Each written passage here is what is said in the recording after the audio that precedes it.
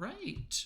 Hello and welcome, everyone, to session 11 of our Mummy the Curse 2nd Edition Chronicle, Oceans of Eternity.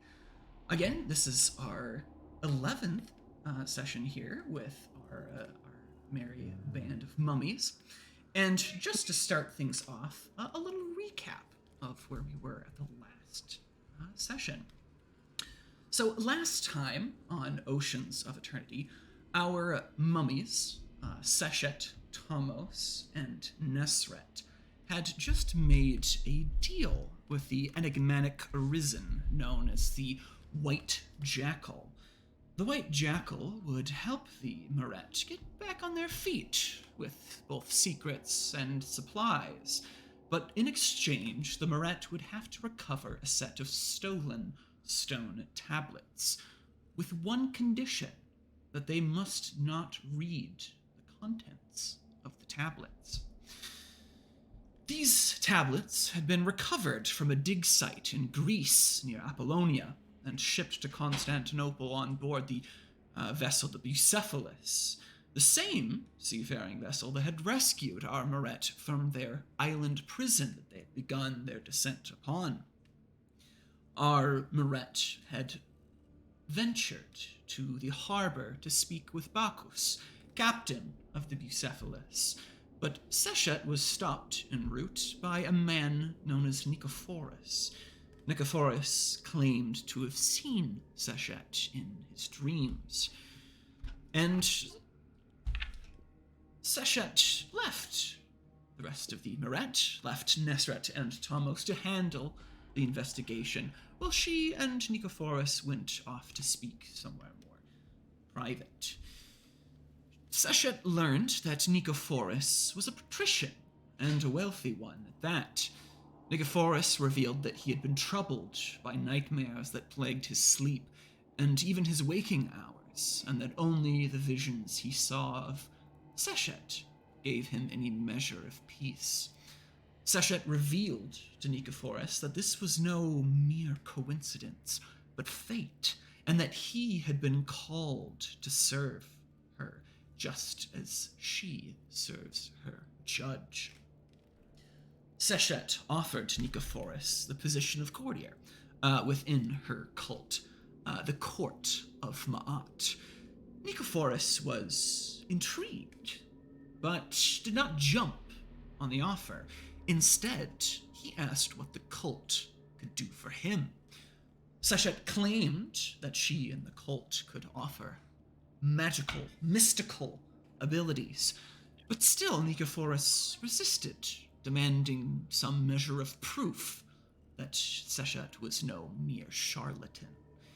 Nicephorus offered Seshet to join him at his estate for a practical demonstration of her magical abilities. Seshet, however, had to put the invitation on hold, instead choosing to resume her search for the White Jackal's stolen tablets. Meanwhile, Nesret and Tomos interrogated Captain Bacchus and the crew of the Bucephalus. The sailors claimed that the chest containing the stone tablets had been offloaded to a nearby warehouse until someone could come and pick them up the following morning. The sailors had posted guards to watch the warehouse, and yet somehow, when the courier arrived, the chest had seemingly disappeared. However, as the pair pressed these sailor guards for more information, it became clear that the crew's stories were not matching up. Nesret and Tomos confronted Captain Bacchus with this information and demanded to know the truth. Bacchus eventually relented and revealed that he and his crew had been threatened and blackmailed by a mysterious and ruthless criminal gang that had been terrorizing the harbor. Bacchus explained that a masked man by the name of Feridun had come to him and threatened the life of his wife and unborn child if the chest were not handed over. The sailing crew willingly let the thieves steal the chest from the warehouse, not willing to risk the ire of this gang, despite the hefty sum of gold that White Jackal had promised for the chest's safe return. Bacchus also revealed that those who cross this gang don't immediately die. No, instead they disappear, only to show up months later, thin, crazy, and unwilling to speak of what had happened. Then they die from rapid infections, stupid accidents, and straight-up suicide. The gang would also leave a sigil, or some kind of mark of items, shipments, under their protection or observation, and the gang had left such a sign at the warehouse where the chest had been held. Captain Bacchus also revealed that he had likely told the Moret too much already, and that he expected the gang would retaliate against him for speaking out. While Nesret and Tomos debated what to do with the blackmailed captain, Sechet returned to the Moret, and the trio shared what they had learned thus far and decided to head to the warehouse to search for clues.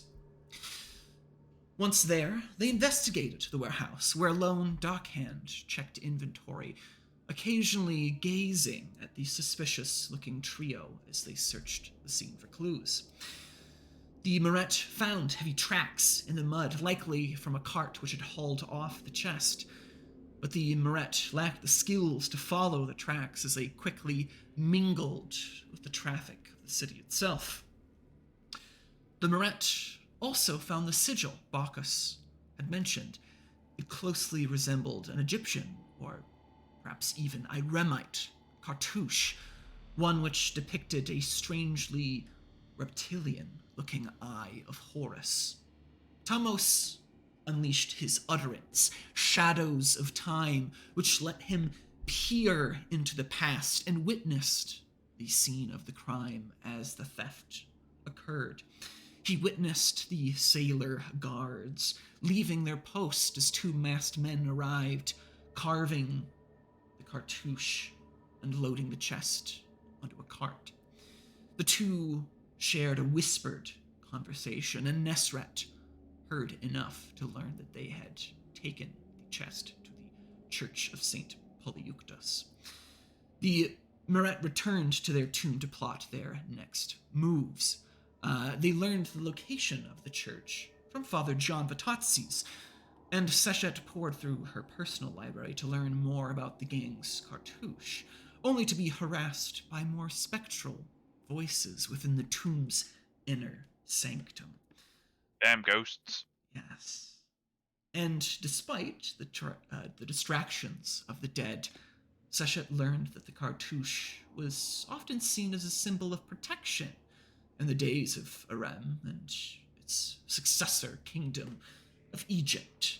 Yet the snake eye motif was reminiscent of something else, of a pep, a primordial force of chaos and evil. Armed with the knowledge of the tablet's last known location, the Moret would soon set off to St. Polyeuctus to recover them. Questions abound, however. Who are these thieves? What connection do they have to Egypt, to Arem? Why do they want these ancient tablets? And what secrets do these tablets hide? Secrets that the White Jackal wishes to keep from the Moret. We shall see. So, returning to where we had last left off, our Moret gathered in your tomb. And again, Sechet had just done some research, and you had learned the location of this church of St. Polyeuctus, Father Vatatzes supplying you a set of directions, a crude map to this place. Knowing all this, is your next course of action? Do you decide to set off to remember the my height. church immediately, or is there other matters you guys wish to attend to? Can't think of anything else to go after, unless you guys can think of anything. I think going after this church is a good idea. Yeah. Yeah, I'm all for going straight there. Yep.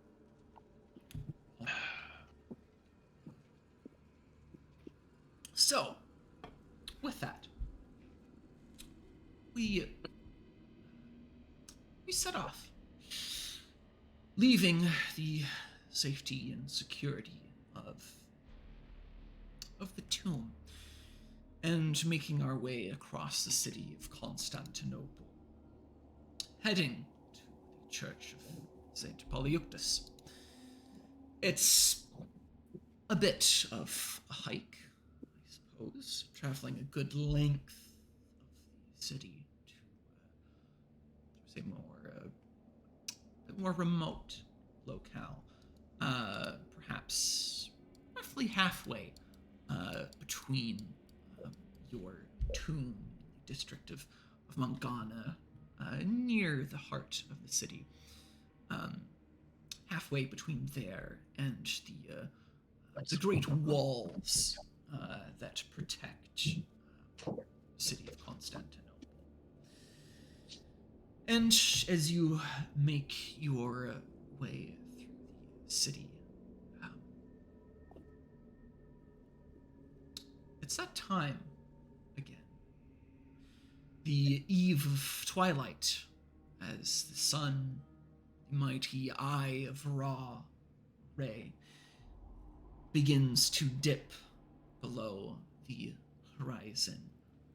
Once again, you feel your power, your schem, begin to fade as well with the fading light of day. I need each of you to give me a descent roll to see whether or not you hold on to precious I can do that. second. I can roll 0 successes on 8 dice. Yes, this again is the one roll that you want to Yep. fail. Come on, ones. 2. I mean, you did roll a lot of ones, but unfortunately, you got 1 success and 4 nat ones. single success. Yes, and a success as well for Nesred. Hard to hold on to such. How is Nesred at 7 second? Yeah, I think Nesred should be at 8. Yeah. No, well, I'm at 7. We've had previous descent rolls. This was right. Yeah, but we've only had 2 before. Yeah, we've only had 2, so you should be. Everyone should be currently at 8. We've only had 2. That's fine. Assuming everyone failed theirs, which I believe we haven't had a single. Yes. Which no, everyone has failed thus far, but that is succeeded. Or yes, succeeded, failed in their attempt to hold on to power, which once again seems to be the running theme here. And with that, as another day ends, your deific power begins to fade once again, and everyone drops to a still respectable 7 Sachem. And with that, it kind of begins again as this sort of like icy chill at like the nape of your neck. And it soon kind of builds into this icy crescendo that shoots its way down your spine. And as the cold retreats, you feel just a bit more dead. But it is of little concern at the moment. You are still riding quite high at 7 Sachem. But it's another reminder of how precious your time is, and how quickly the sands slip through the hourglass. Nonetheless, with this reminder of your immortal yet transitory existence, you make your way to St. Euctus. And by the time you reach the church, twilight has faded into night. And the church itself, situated on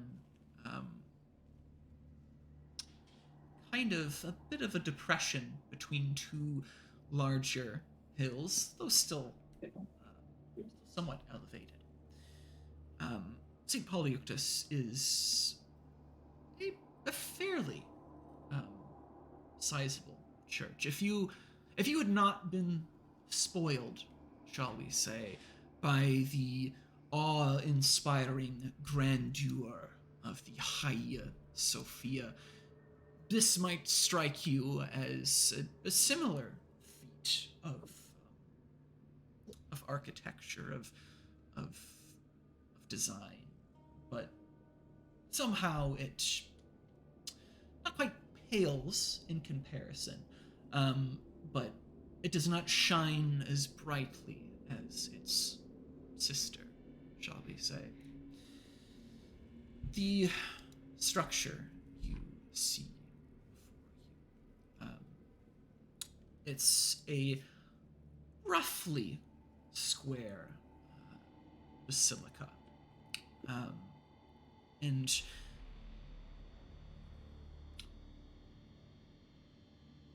it's roughly perhaps 52 something meters long on the sides, and you see it's kind of fronted by a bit of a narthex, and seemingly an atrium. Now, from the outside, why doesn't everyone actually give me a perception roll? And we'll say a -1, as it is getting a bit late now. It's a bit hard to see starlight and moonlight. Oof, nope. 0 successes for session.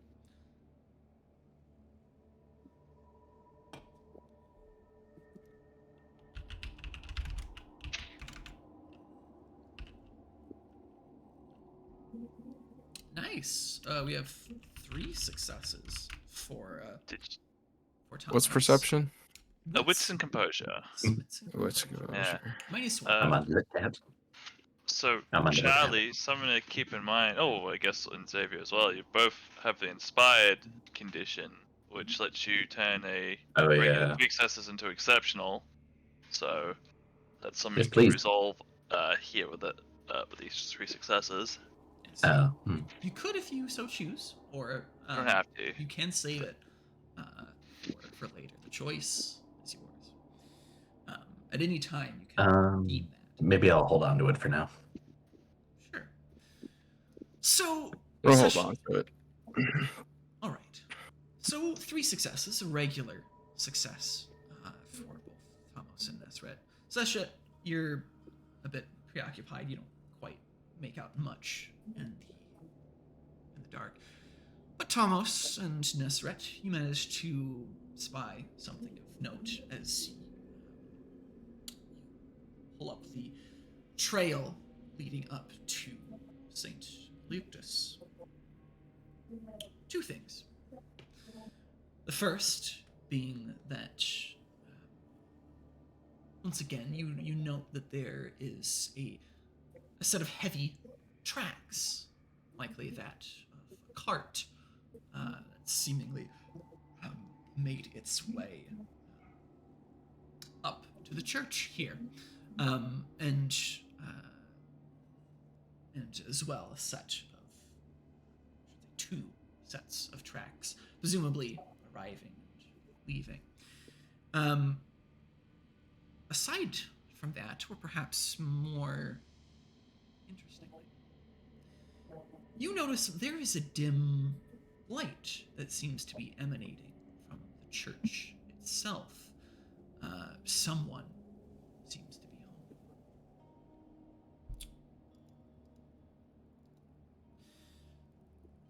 home.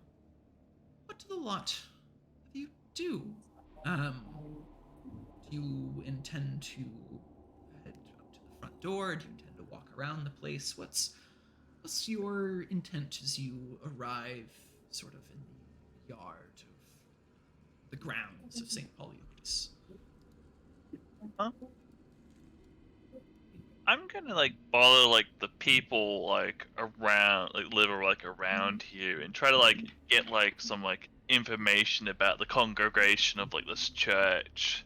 Like trying to figure out like okay, who goes to this like church? Like what kind of like person is it? Like and like who like I guess like like operates the church itself? Like who is the priest here?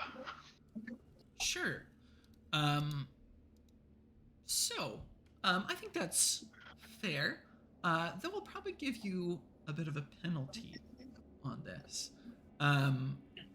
Seeing as it's now night. Good dark, Most yeah. people are probably a bit People are heading reluctant home. to, Yeah. speak with strangers on their doorstep at the middle of night. What penalty? Let's that would be probably a socialize roll. We'll say it a -3 penalty. Okay. Presence? I think in this case probably more manipulation, as this is probably less of a barroom sort of environment. You're more kind of trying to weasel your way into people's. One success. So, a single success on that. So, before you guys make your entry into the church, Sasha, you take some time to chat up the locals, as it were. To lay down. Yeah, and most people are, shall we say, not particularly eager to speak on the matter. Most of the locals not terribly interested in being bothered at this hour, but you're friendly enough, you're sociable enough that they're willing to share a few terse words with you. And from your kind of soiree around the neighborhood, perhaps a half an hour of knocking on doors and speaking with the locals, you get the impression that the church here of St. Polyeuctus is pretty well regarded by the locals. They have, I'm going to put this, the locals are pleased to have such a church in their presence, and the majority of them would comment on the beauty or the grandeur of the church. Not so much its exterior, but its interior. The locals kind of rave, shall we say, of how lavishly decorated the chapel is here. That it's you kind of get the impression that it's perhaps very well funded to be, decorated with marbles and tapestries and statuary, that sort of thing. Not every church can afford such decadent luxuries, especially this far out of the heart of Constantinople. Yeah. What am I picking up on like the local like level of like wealth here? Is the place poorer than it like than the church itself? Like, yeah, generally the area around it is kind of lower to maybe middle class. However, as you would learn from the folks here. There's a reason, shall we say, for this church's opulence, shall we say. It was the personal project of a particular patrician who had wished to, shall we say, demonstrate the magnificence of her lineage by creating such a lavish church as sort of a representation of her family's power and prestige.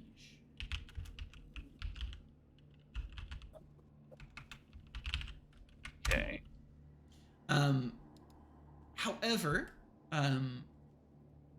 this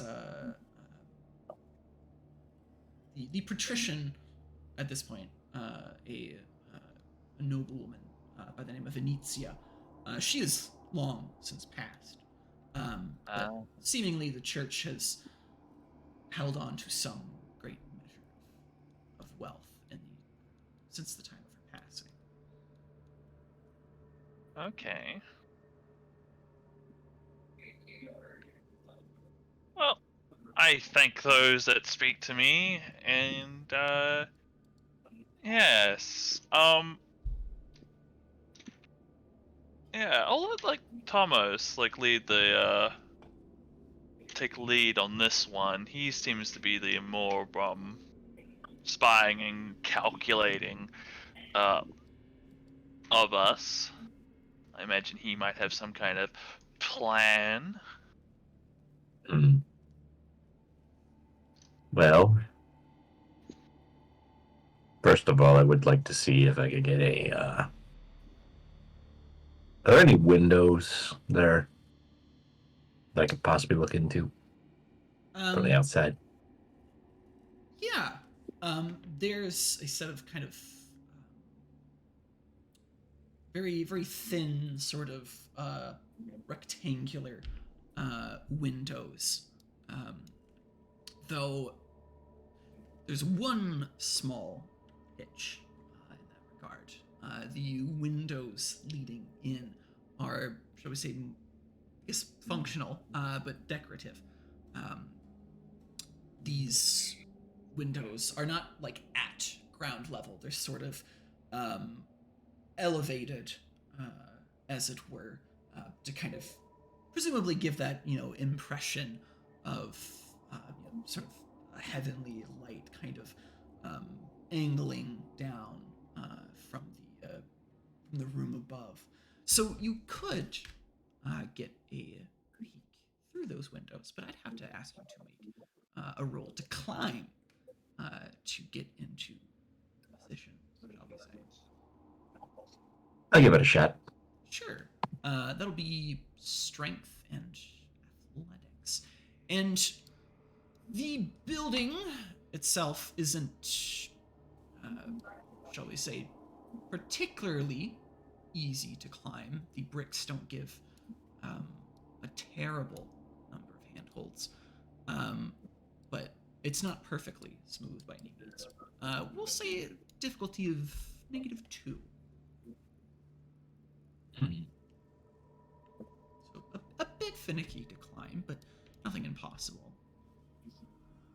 While he's climbing that, can I make a quick roll to see if I reckon if this church feels familiar to me at all?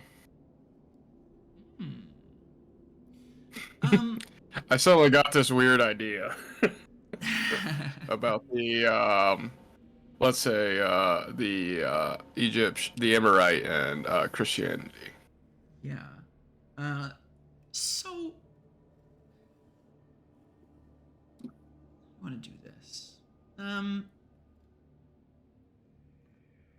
and give me a memory roll.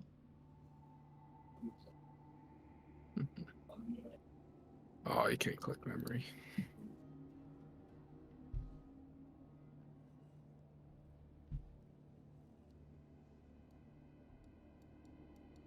I got a success.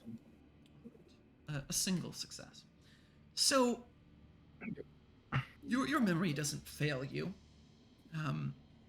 But as you gaze at the church here, it's not one that is familiar to you. You don't recall this church in particular, at least.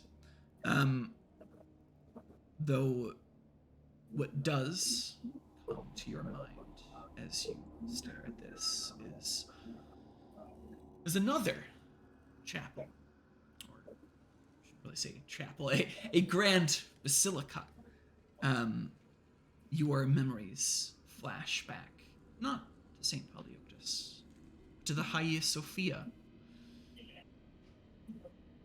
The memory that you had experienced previously, where you would set the torch to the original Hagia Sophia. It continues from that point, and as you toss the torch, as the front doors begin to be consumed by flames, you watch this church burn, and you perhaps derive some sick sense of satisfaction in watching this monument to this modern heresy crumble under its own weight. But it is not the only structure that burns. As you recall, the rest of the city burns as well. There are more than a few plumes of smoke billowing out across the skyline. There is one bit, however, that gives you perhaps a bit of pause. As the chapel, as the basilica burns, something does give you a brief pause. You hear a shriek coming from within the chapel. And with that, this brief flash, this brief recollection is over as quickly as it began, leaving you perhaps wanting, but nonetheless, something has flickered to the surface.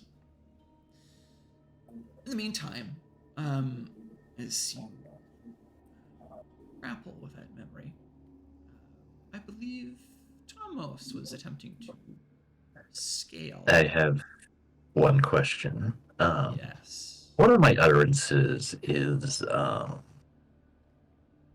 it up, relentless horror.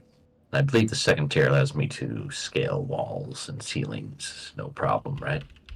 I believe you're correct. Because if that's the case, I think I would like to activate the second tier of that. You certainly could. There's nothing stopping you from spending your own power or your own pillar points. And that's what I'm doing. All right. So for the remainder of the scene here, you channel this furious, almost bestial utterance as Tomos drops to all fours and just starts scaling the brick wall of the church like some sort of horrific animal. Your limbs kind of strangely, contorting as you scale this Demon. stony edifice. Yes, this undead demon scuttling up the side of the building. And should any poor soul have been around to witness the horror of you scaling this, they would be stricken with the shaken condition. But luckily for the neighborhood, it is blissfully dark, and most people have retired to their homes. But pity the poor mad soul that happens to gaze out their window on this night. So, with that, our scuttling little scarab here, Tomos makes his way up the side of St. Paulictus, and you can kind of gaze in through the window here into the structure itself. Now, as I mentioned, it's again this kind of roughly square basilica with a central nave, and there's kind of two side aisles running down the length of it, fronted by a narthex and kind of preceded by a rather large atrium. And the interior decoration is extraordinarily rich. The walls are decorated with marble, the roof gilded. The narthex depicts the baptism of some great figure. And as you kind of strain to make out the lettering around this mosaic, it appears to be the baptism of Constantine the Great, the founder of this city. Aside from that, the interior is decorated with other precious materials: ivory, amethyst, gold, and colored glass, inlaid in marble sculptures. There's something familiar, however, about the church here. There's kind of a running motif of palm trees, pomegranates, and lilies. But there, more notably for you at least, there is rather extensive use of kind of Persian decorative motifs, such as friezes of running palmette, pomegranate leaves, and other sort of symmetric, geometric, and sort of vegetal patterns that give you this kind of lingering sense of some distant familiarity. Aside from the opulence of the structure itself, you do notice one other pertinent detail here. The structure appears to be occupied. There appears to be a lone priest or deacon, perhaps, that is tending to the church. The interior is sort of dimly candle lit, and the holy man sort of goes about the structure, kind of cleaning and tidying. Presumably, he might live within the structure here, some sort of room. Perhaps he might be the designated night steward, I suppose, of the structure. But nonetheless, that is what you see: this kind of grand,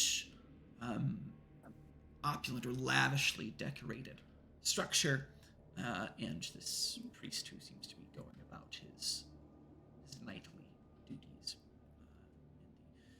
in the dim candlelight.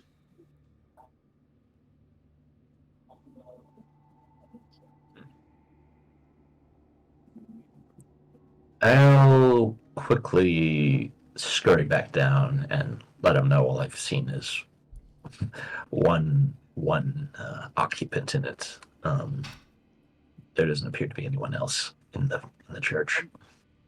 Just had a thought. Set's gonna like try to like look around and see if she can see that symbol that's been like was marked on the crate. I forget the cartouche was it? Yes, the cartouche. Yeah. Yeah, see if that like appears anywhere like around the streets around here. Um. Yeah, sure.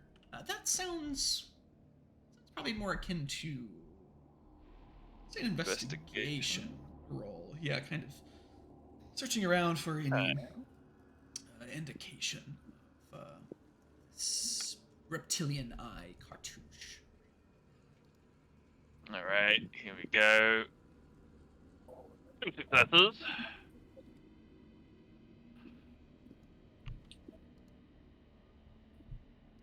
All right, 2 successes for Sasha, and yeah.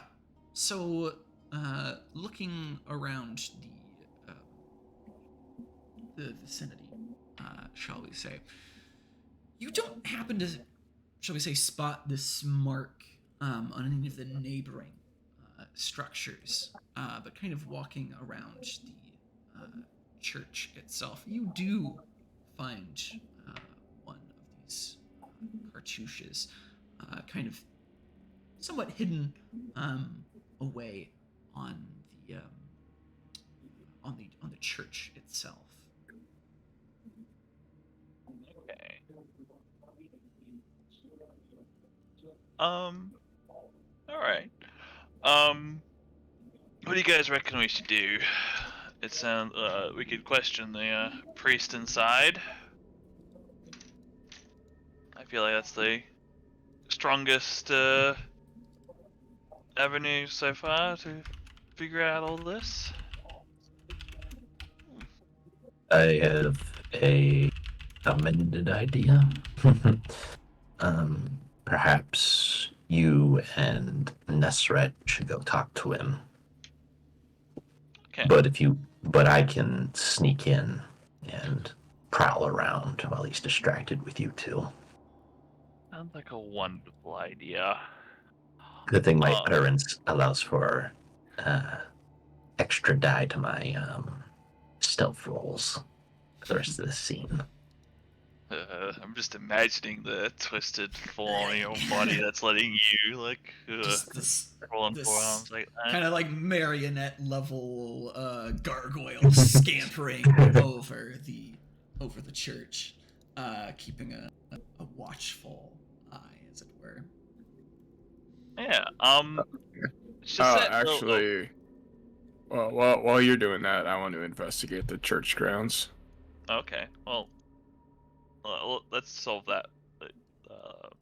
Solve that first, and then we'll go talk. Well, you can talk. You don't want to talk to the priest then? No, I don't want to. I don't want people to know I'm here, in case things go south.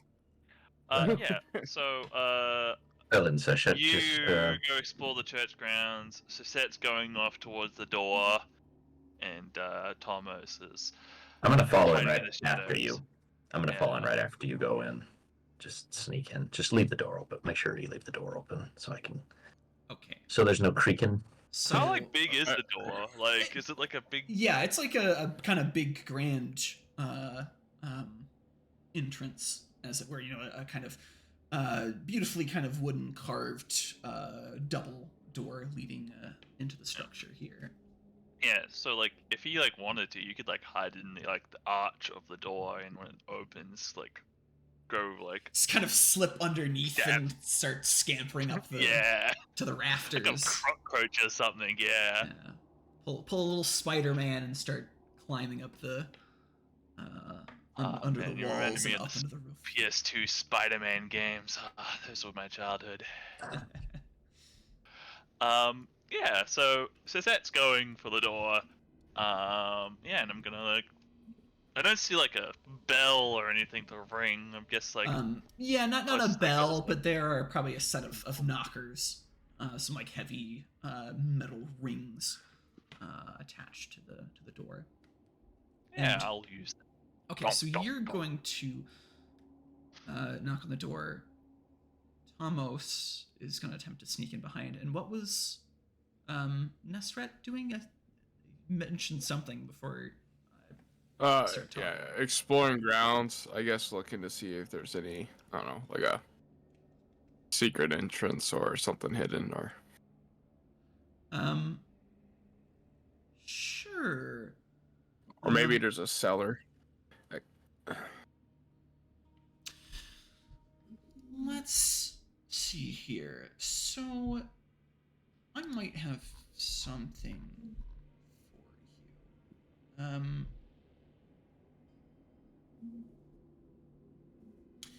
Why don't you give me,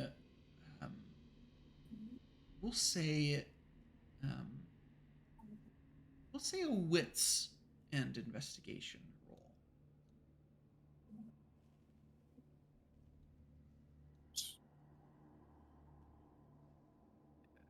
just checking something. There we go. 2 successes. Okay.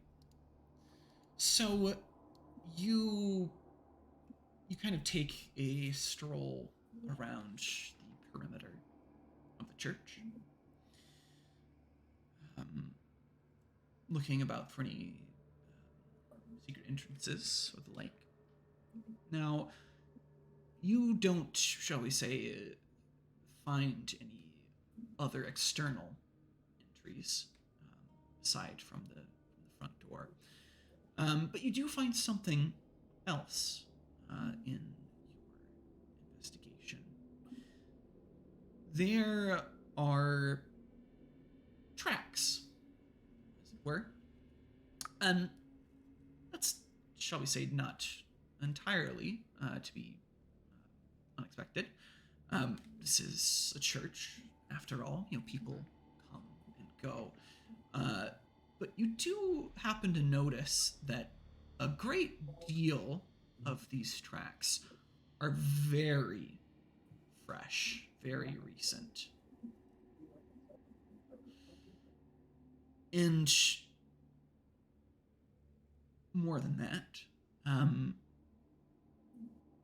should we say, unconnected to your investigation, but connected to one of your other senses that granted to you by your guild affinity, the model life web. You are attuned to structures and hidden and concealed spaces within them. And while you don't, shall we say, notice any external entries, you do get the impression that there is some sort of space beneath you as you walk around the chapel. There's some sort of underground structure beneath this church.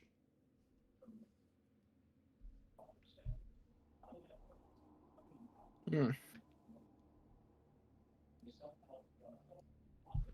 have a feeling that interest is inside, if it's not out here.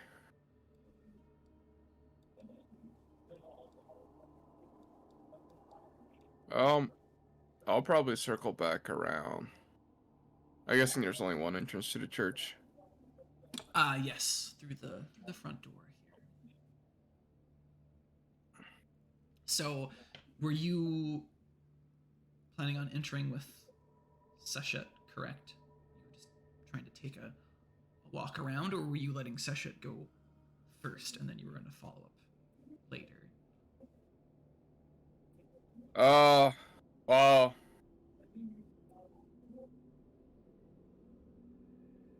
if the model life web's quick, I'll just circle back to meet up with Seshet. Okay, let's go with that.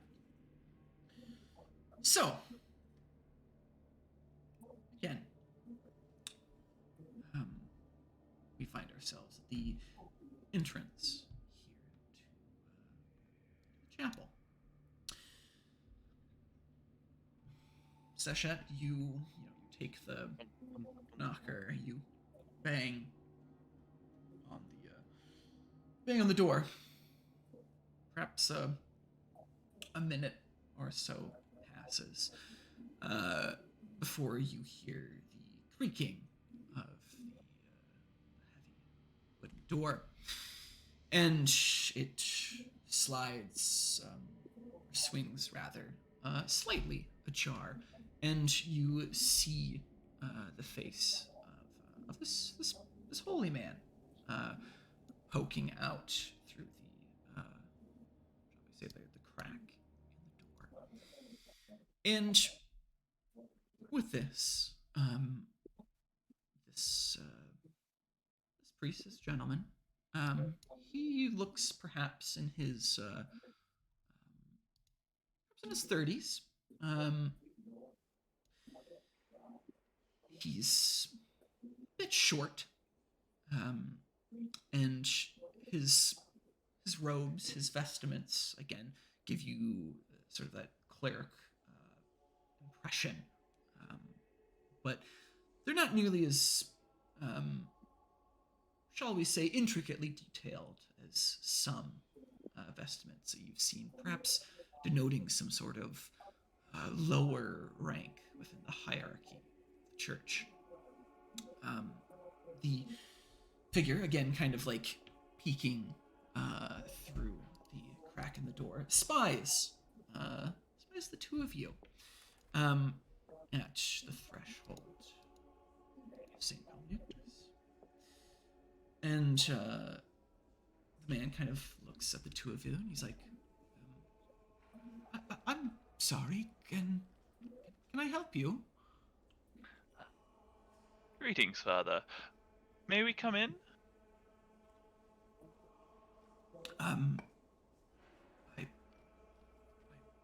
I suppose. And he kind of looks about again. He's like, what is, what seems to be the problem? And he kind of, starts to slide the door, a bit open. You see him struggle, just a little bit. Oh, I'll help him if he seems to be actively struggling. Yeah. Not like necessarily actively struggling, but you can tell like he has to give it like just a little bit of heft to get this thing going. And he's like, come in. Let's come in.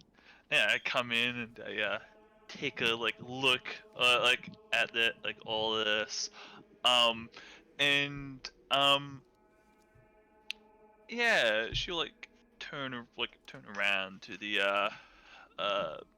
the middle-aged man here, and yes, I believe you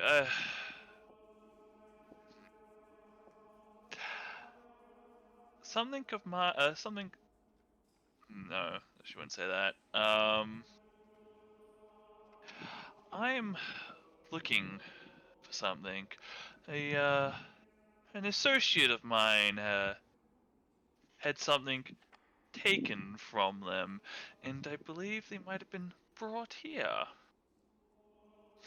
And she's deliberately coming out of the gate with that to kind of put him on the wrong foot as Thomas is trying to sneak in behind the old man. Yeah. Speaking of that, why don't we go ahead and get that stealth roll? Can I aid him by distracting the priest here with that remark? That something has been stolen? Yeah, that sounds like a subterfuge roll for me. Manipulation and subterfuge to kind of make a bit of a distraction here. I'm not that great at that. I got 1 success. You get 1 extra die. Single success. Good, I got 5 extra die. Good old utterance. Alright, let's see how this does. 3 successes. Did you want to use your inspiring? Yes. Oh! So it becomes an exceptional. You gain a point of willpower, and we gain a beat. Thank God. Delicious beats. All right. So I needed that willpower too.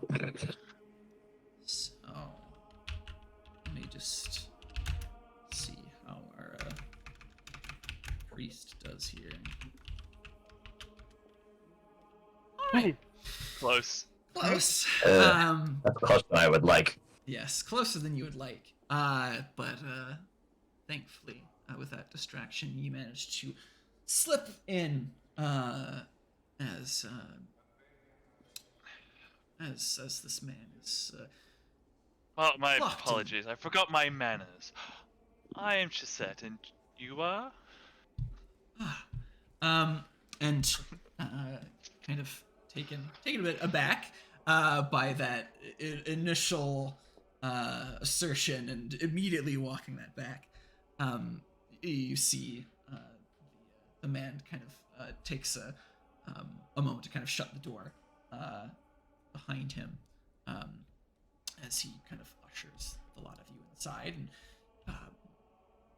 Tomos kind of sneakily crawls his way up underneath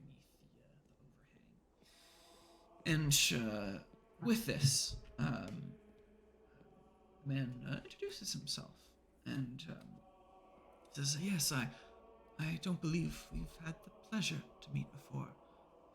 I'm the deacon here, Deacon Celis Lascaris."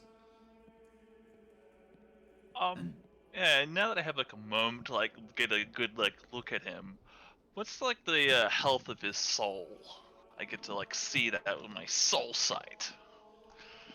Uh, yeah. So, with your affinity here with soul sight, um, you do have that Yeah, I get to know option. if he's suffered soul loss, what stage of soul loss they may be at, or if they're possessed or they are invested. Basically, mainly trying to figure out if they're invested or not. Yeah. So, to the best of your assertion, or to the best of your knowledge, rather, he appears to be perfectly normal. He doesn't appear to be invested with any pillars. His soul is intact, and he seems more or less in good health, at least on the subject of his immortal soul is concerned. Okay, cool. Yeah. He was Deacon. What was his name again? No. Salus. Um, Cellus. yes, Alright. All these Salus. Greek names are hard to keep track of. Um, Chat here. yes. Salus. Cellus. Um, yes. I've heard, good contacts of mine have, told me that there's a gang of thieves that operate out of the harbor of Theodosius, and that they have a base of operations in the area. And I figured a learned man such as yourself might be abreast of such matters. Uh, the deacon kind of laughs at that assertion. He's like, uh, "Well, a if you are searching for thieves, I would expect that the House of God would be the last place you would find them."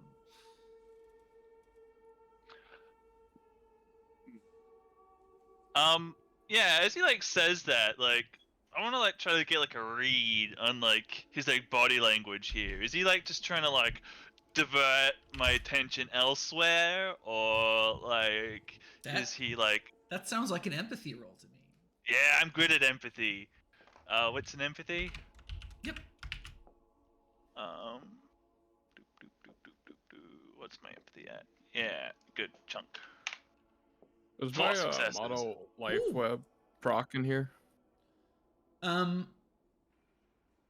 only I could inspire myself. Again, yes. But Is it just dead, or is there no entrance? It again, your model life web only detects things in your immediate vicinity, and at the threshold here, you can detect that again there is some sort of subterranean, some sort of basement level to the church here, but at least right in front of the main door, there doesn't appear to be passage here. But again, you can notice that there is some some room beneath the main chapel here. It's just a matter of getting close enough to wherever this entrance might be for your guild senses to tingle, as it were. I'll let Shashet work her magic. On that note, are you going to stay with the conversation, or are you going to start meandering through the church, trying to find the entrance here? How odd do you wanna make this? I'll wait a little bit. Okay, you hear out the conversation a little bit more. So, all right, Oh, 0 successes on him. 4 He's open successes book to me. on that empathy roll, just shy of an exceptional. All right. You definitely detect something is amiss. It's kind of put or said, shall we say, as a bit of a joke, but the laugh he has is more nervous than funny.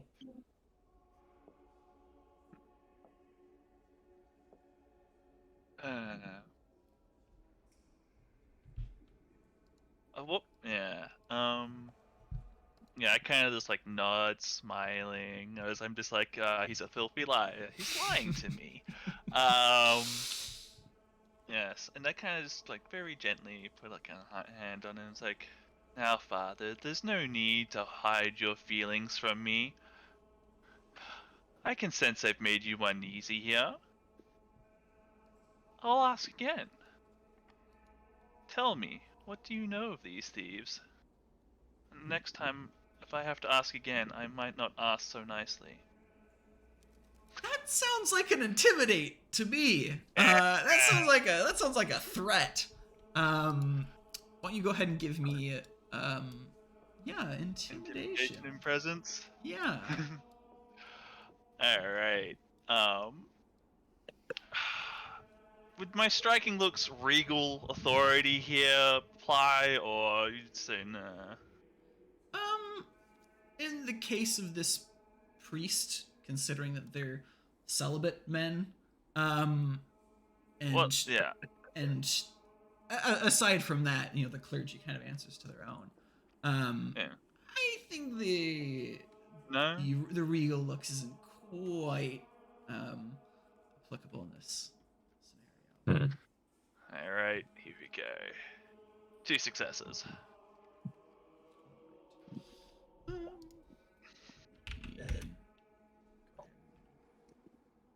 For our priest here. Oh, 3 successes. 3 successes. He beats me. He beats you by a singular point. So again, the deacon, Celos, kind of looks at you and he's like, I'm sorry, I don't know what you are talking about. But please, let's have a seat. We can discuss this. Perhaps, can I get you something? I might be able to scrounge something up. Hungry, thirsty? No, thank you. And yeah, as she like says that, her like demeanor kind of like changes, and she just quite simply says, "You will answer this question." And a shift in like the there's like a small like subtle shift in the environment as Chisette unleashes her wang of the heart, utterance of tier 3 here, and you know what, tier 1 as well. For the maximum effect here. Would you want to remind her what that does? Yeah. So the wang of the heart here. So with the 3rd tier, you do you have the shoot optional or just the base? Just the base. Just So I'm not really like the You shoot optional just hides the truth. You know what? You know what? Why don't you tell us what your utterance does in your Yeah. So the Wang of the Heart, the tier 3 version of this, I read into the truth within his heart. I extract the answer to a single question relating to their previous actions or desires, such as "Did you kill my cultist, John?" The victim does not need to speak out loud. This victim's own soul reveals the answer directly to her mind. If the Arisen unleashes both the first tier and this tier at the same target, the victim becomes completely unable to lie about the question matter for the remainder of the chapter, and tells anyone asking them the truth, regardless of the victim, whether the victim desires to do so. So, he's telling me the truth, whether he likes it or not. Yeah. Truth serum. Yeah, a little bit of a deathless truth serum. So you sort of, shall we say, tip the scales in the deacon's heart, and again you ask him, what precisely do you ask him as after you finish unleashing this utterance from the depths of your soul? Yeah, Sasette wants to know about the thieves that operate out of this chapel. Yeah. So you see again the deacon Celis. He starts to speak, and like a half second into his sort of first words, there's a bit of a shift, and there's a bit of a verbal stumble, but Celis continues, and he informs you that indeed, yes, I've had the I have seen these thieves that you've spoken of, and indeed, they are here. And you see he kind of like stops himself for a moment, horror as he's saying and yeah, it out loud. you just see this like horror immediately grip the priest as he says this to you, and you see him like verbally or physically like stop himself as he blurts this out, and looks in just a blank sort of look of abject horror for a moment. And where are they hiding? And In your chapel?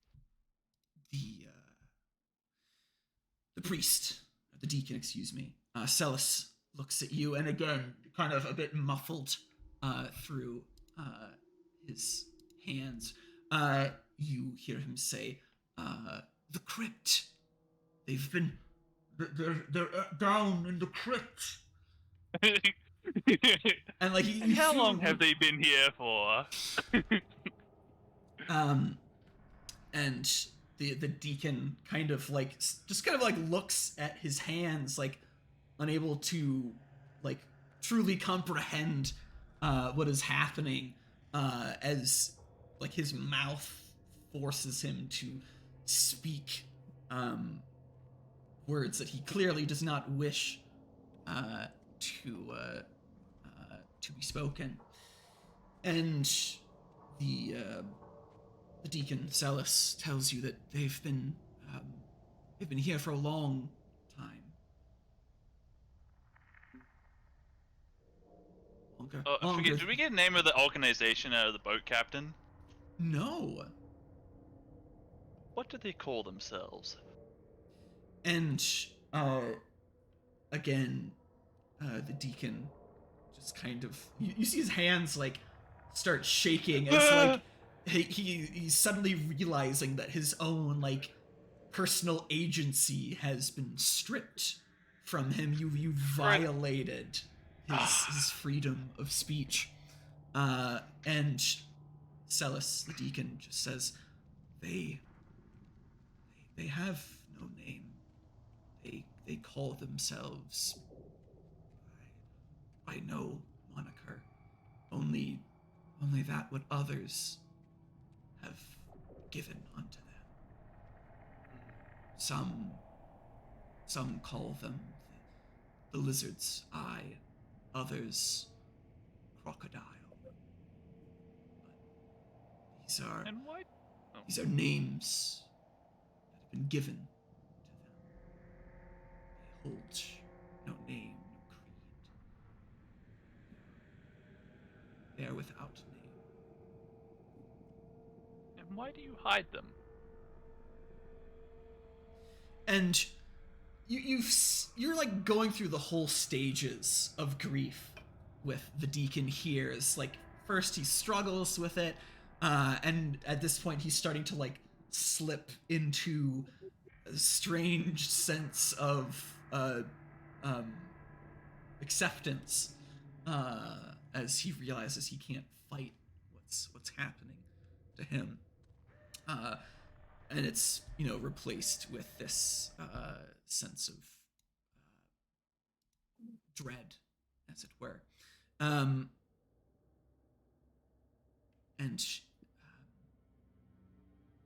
sorry, what was the question? Why do you hide Yes, them? why do you hide them? So as this kind of dread fills our deacon here, he says, they've made donations to the church. Significant donations. Always with the donations. Yeah.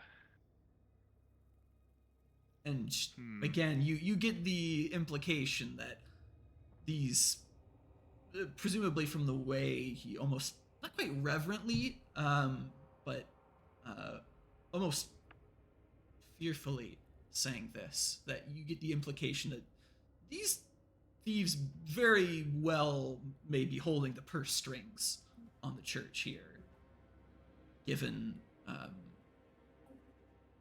the what you know about the long deceased founder, the patrician, that at this point it very well may be these thieves who are ensuring that the marbles stay intact and the precious stones and gems stay situated in their proper fittings.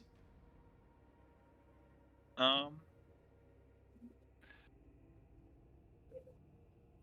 do you live with yourself, knowing that the house of your lord has been violated by thieves?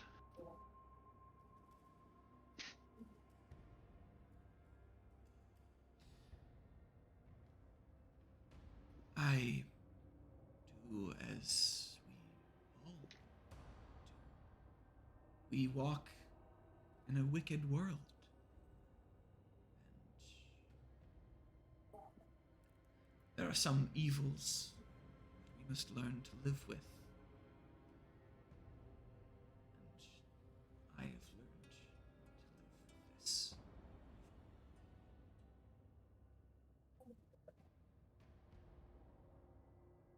I turn to Thomas now and to say, do you have any questions for him? Or are you mean to Nesret? Nesret, sorry, yes. Yeah, I was like, I'm pretty sure Thomas is Still in hiding. scurrying on. Hey, hey up there! Hey, I'm not trying to scare more. Yeah. I mean, if you really wanted to seal the deal, I mean, dropping from the ceiling at this point will probably Not yet. I get scare the him feeling. half to I get the feeling I might need to. I want to hold on to this trump card a little while longer. Yeah. Does Nesret have any questions for him? Oh, I would have walked off as soon after he's when the conversation began, because that would have been obvious to me that once what I'm again, looking for yes, is yeah. here. So yeah. I would have been walking off looking for something. Yeah. How many are there of them? Celis looks at you and he says, I know not their number. They wear masks to hide faces. I could not tell you if those who came and went Hmm. one or but many.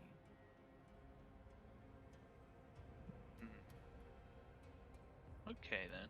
How many have you seen in like one time?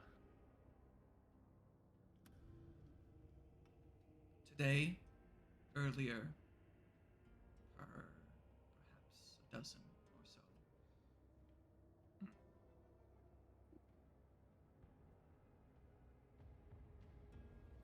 The cartouche they've marked your church with. What do you know of it?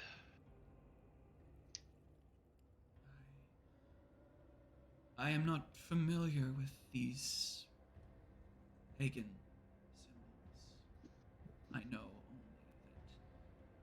that they use it to mark that which they covet or protect. It is a sign of their interest and perhaps a warning to those who know that their interests are not to be interfered with. The church's previous patron, Nictra, was it? What's her name? Anicia. Inicia. When did she pass away?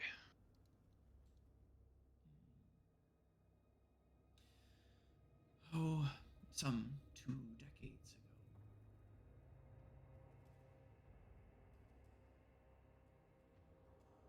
ago. And the church's monetary situation, is that when the thieves approached you or approached this church?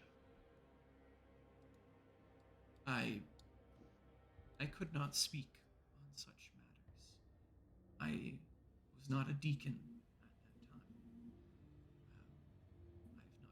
I've not spent all of my career within these halls. But as far as I know,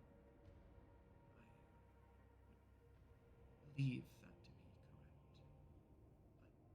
But such an arrangement was made before my time as deacon here.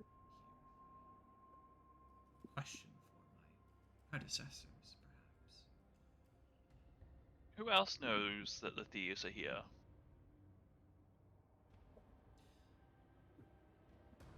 Aside from myself,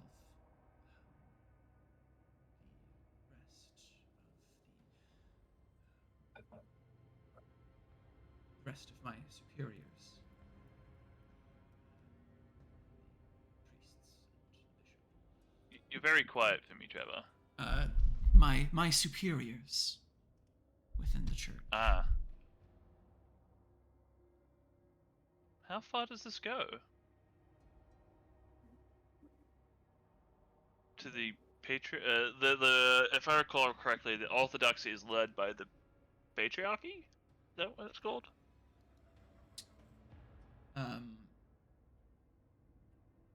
The patriarch? Yeah. Yeah. Is he insinuating that the Patriarch knows about this? No, to rephrase that, you get the implication that the echelons of this particular church okay. are in the know. Yeah, So, I was gonna say, man, these guys got strings if they've yeah. they've gone all the way to the Patriarch. You get the impression that yes, his immediate superiors within this church. All right. Yes, know of Cool. this arrangement.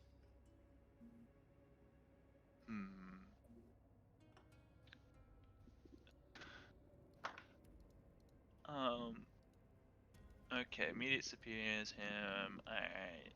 Yeah.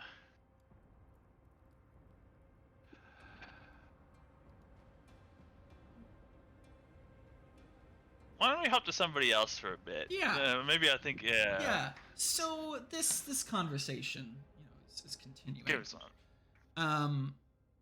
You've got Tomos on the ceiling, crawling around in the arch of the dome, listening, watching.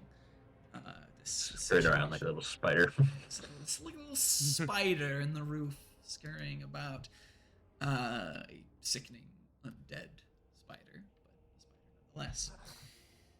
Meanwhile, someone's been playing a bit of Minesweeper, as it were. Our architectural metal detector, Nesret, has abandoned this conversation, and you've been meandering the church, trying to locate this subterranean structure that you've noticed thanks to your guild affinity. And, well, while this conversation is going on, your senses eventually ping. As you wander behind the altar of the church, that sixth sense of yours begins to tingle. There's a trap door here, and you look and see kind of this large sort of decorative rug that seems to cover most of the altar and the space around it, and you can almost sense the outline of this passage hidden beneath the fabric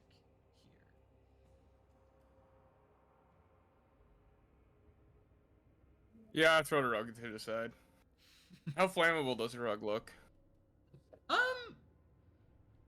Probably fairly flammable. That'll be useful later. Oh boy. Oh boy. They know what they did.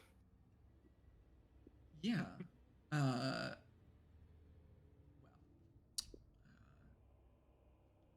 not really hiding. I'm not making a point to hide.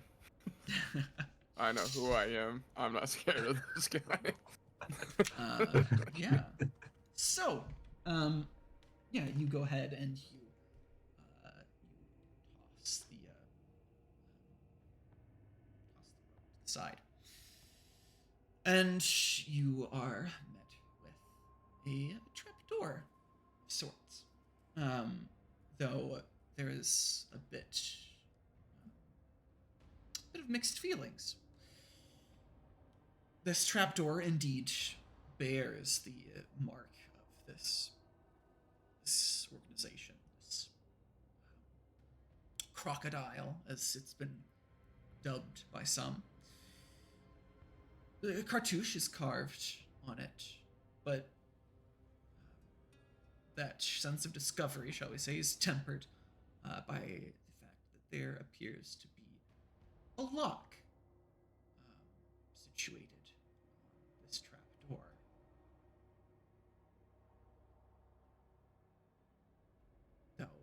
Though you haven't shown, shall we say, a great degree of discretion at this point. I don't know if you are particularly apt at picking locks, but the most direct way is always possible as well if you just want to smash your way through this hidden door here. That's also acceptable. Well, perhaps not acceptable, but an option, shall we say. You know what? I just like the show of power. I just want to smash through it. All right. Why don't you make me a strength and stamina roll? Do you want you want to spend the pillar points to juice up your muscles before you go at it? Yeah, that's something I haven't done. What goes into that? So I believe I think I have the handout here for Sahem in Roll20. If you look at that, for 7 Sahem, you get 3 points per pillar point. Uh, So a bonus Okay, of +3 for the scene. I'll do a point of Ka. You do a +3 on that roll. Right. And I guess the scene. don't you have the Demolisher merit, if I recall? He does. Oh yeah, I have the weakness thing. That'll subtract any hardness. Or, well, you have 3 dots in it, right? Yep. Yeah, so it would subtract 3 from the hardness of the door. So 2 successes here. And thanks to your Demolisher merit, this otherwise sturdy wooden trapdoor is more or less paper mache before your hands. And you kind of just crudely just smash into this door, which kind of very loudly punctuates the conversation happening across the room as Seshet no doubt turns to see you just like ripping a chunk of wood out of the floor here and kind of tossing it aside as you kind of make a manageable opening, kind of mangling the wood of the door until you've made a man-sized jagged hole for you to venture into.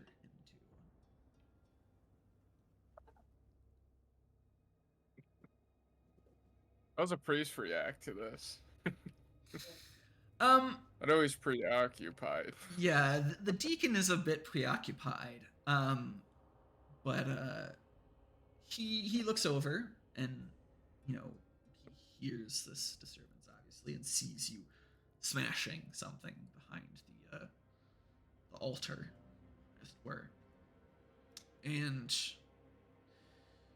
Deacon Celis kind of looks at you with a bit of worry or concern in his face, but he doesn't make any attempt to stop you. I broke his soul yes, already.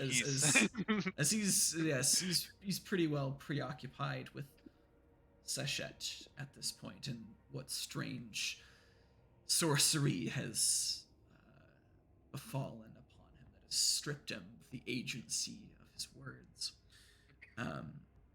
But he doesn't make any attempt to stop you, shall we say. But he does look over with a horrified expression as you. And you know what? He gets to watch me casually jump down. Yeah. Well, thankfully, it's not much of a jump as the trapdoor leads into a bit of a steep staircase after a short drop. And as your, shall we say, senses led you to believe, there indeed appears to be some sort of chamber under the church, though there's not a great deal of light, as even the church above was only sparsely lit by candles. There's nothing burning down here. Why don't you give me, say, perception check? I'm gonna say -3 for the lack of light. Man, if only I had something. Is there something that you want to use? Do you want to spend some Pillar pillar points? Power array. Yeah. All right. So why don't you tell us what sort of power you're unleashing here, and what it does?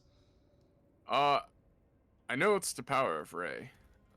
been a while since I've used. So I gotta look it up here quick. 146. Oh wait, that's wrong. I believe it's tier 1. Yep, the mummy's eyes flash as though they were a bronze mirror catching sunlight. The mummy can see perfectly in any level of darkness as if it were daylight for the remainder of the scene. Solid. So again, your eyes flash, like this bronze mirror, and what was dark is now illuminated to you. And I won't have you roll for perception at this point. It's kind of irrelevant. You see before you a crypt. The stairs kind of descend into this basement.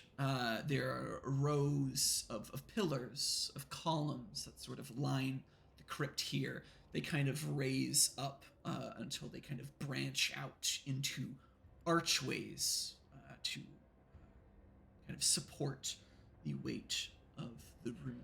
Above, the walls happen to be lined with caskets. This, again, appears to be some sort of burial crypt beneath the church. Before I say much more, what is Seshet and Tamos doing as you guys see Nesret kind of dip through this trapdoor after smashing it? Are you guys continuing what you're doing, or do you want to go and start poking around down here? I'll let Charlie go first. Well, for one thing, I might scan and see if there's anything else, any doors. But if not, I'll probably try to follow behind as stealthily as I can, Nesret.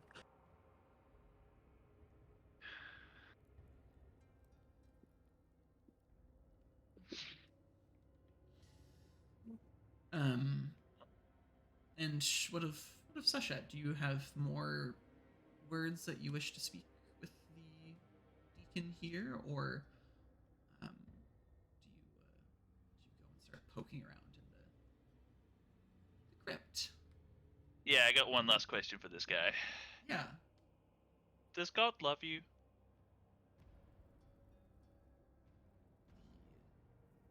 The deacon kind of looks a bit confused, and he says, God loves all of his creations.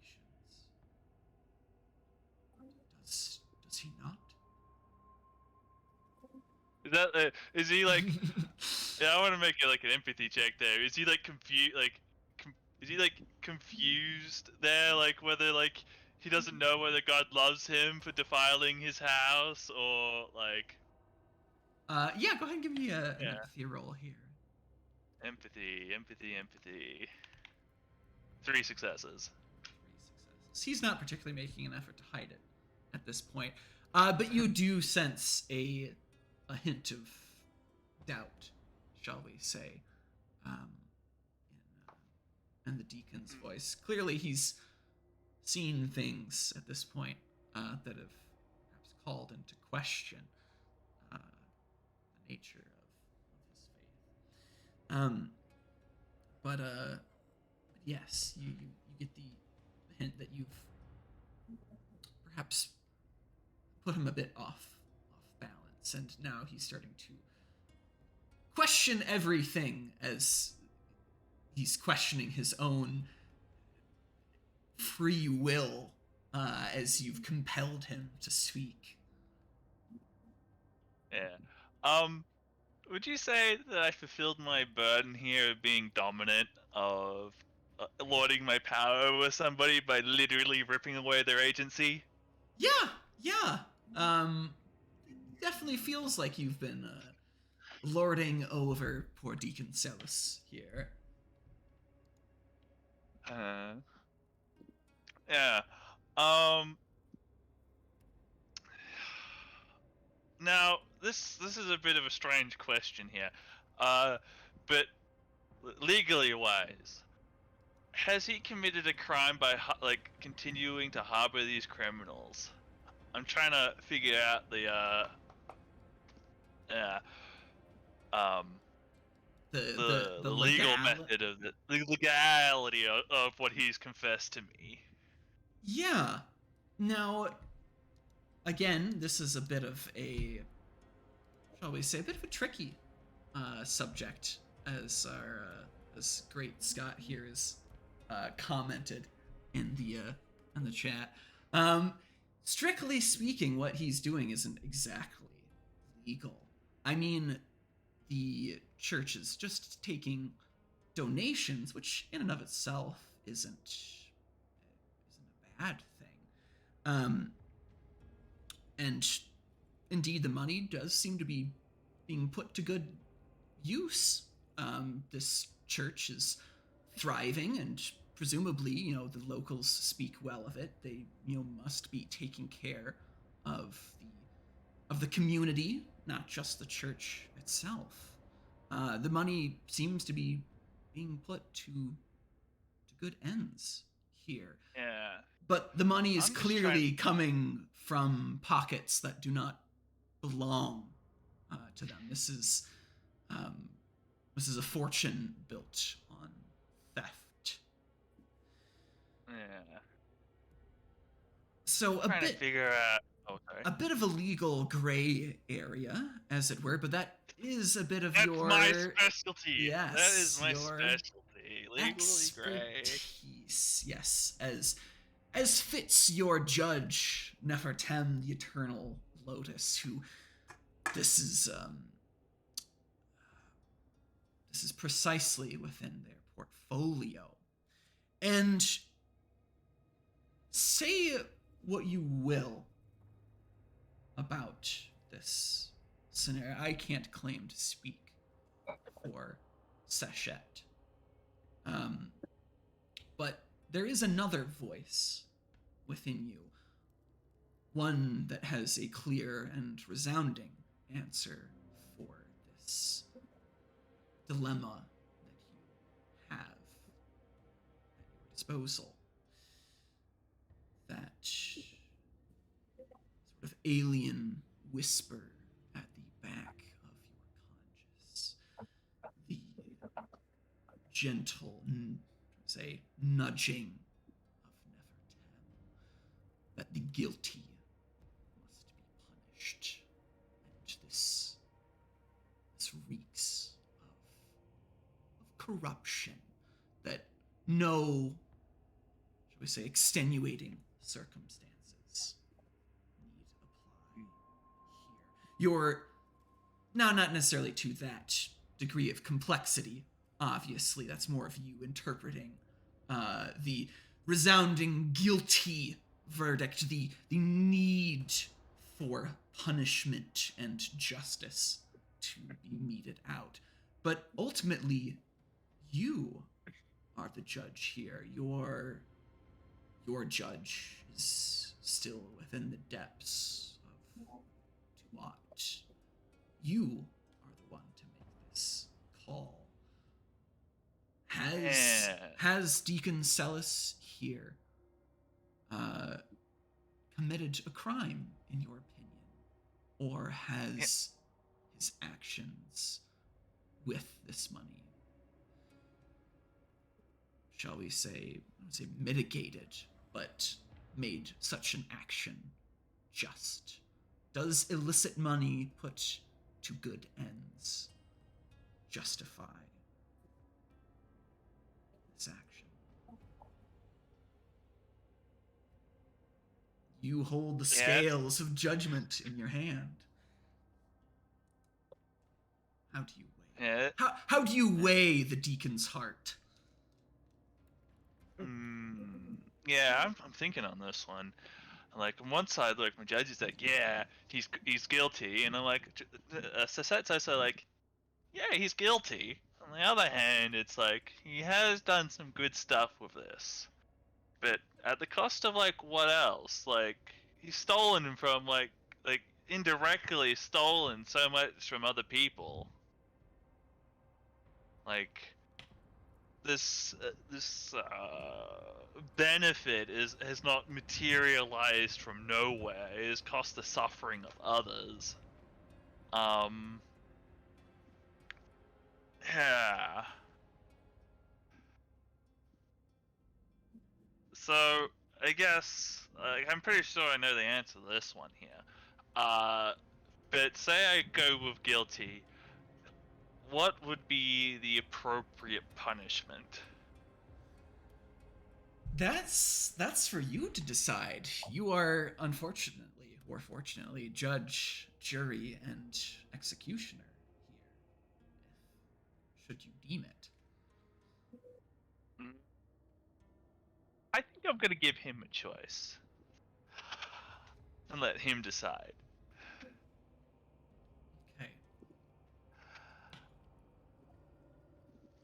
In the eyes of Nephilim, the Eternal Lotus, you are guilty of harboring criminals and furthering corruption within your own organization. I give you a choice, Deacon. You may either strip yourself of your vestments and live in, oh crap, I forgot the word. Asceticism? Yeah, Asceticism, live. yeah. Asceticism, yeah. Ascetic life, yeah. Yeah, live in asceticism and help those without the trappings of your wealth. Or I shall kill you and send you to your god. And we shall see if he loves you or not. Yeah. Whew. All right. So, with this, the deacon, Zealous, has a clear answer, and as he looks at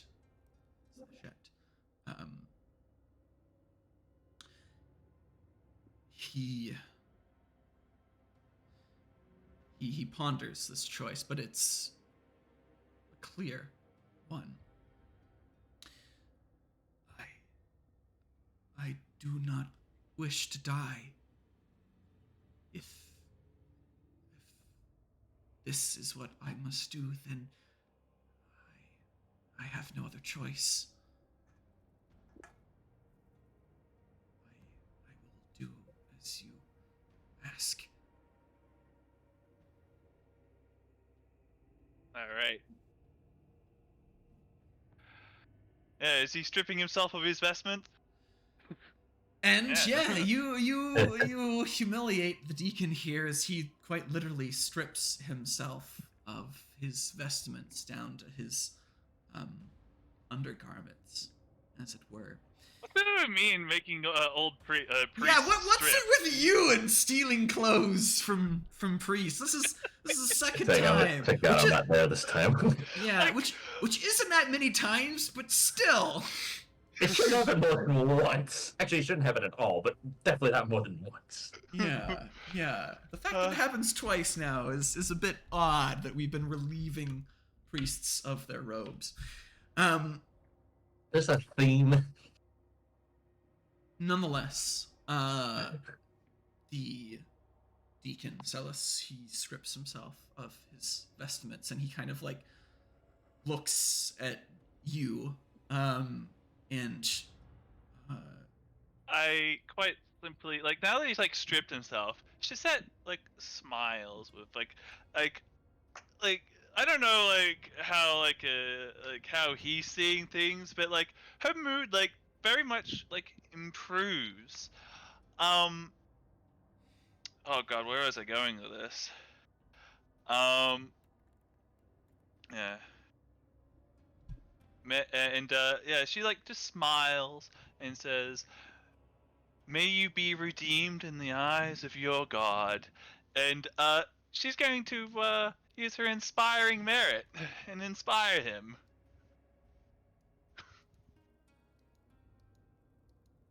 all right. But there be a penalty on that for the circumstances of all this? Yeah. Given everything that's happened, yeah, we'll say probably a -2 penalty. One success. He's inspired. Right. Although you relieve Deacon Celis of his clothes, I give him newfound hope. yes, you fill him with some small sense of purpose and an act of penance, as it were, to try and redeem himself. And with that, the deacon kind of hesitates for a moment, and he turns towards the door, and you see him at first kind of like take a few awkward steps back, and then he just runs out the door and flees into the night. A question, like, I know I got that that guilty feeling, that need for judgment from Nefertem.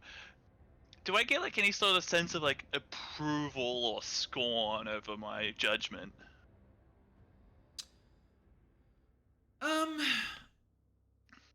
Regarding your judgment here and waiting for the, shall we say, the voice of your judge as you watch the now semi-nude deacon flee into the night. You are met with a sense of disapproval, of disappointment. Clearly, your act of mercy, as it were, has not pleased your judge. Yeah. Though it is not so much that your judge has seen fit to reprimand you. You do not feel the sting of your sakam flayed. I need to be away more harsh in my judgment. Gotcha.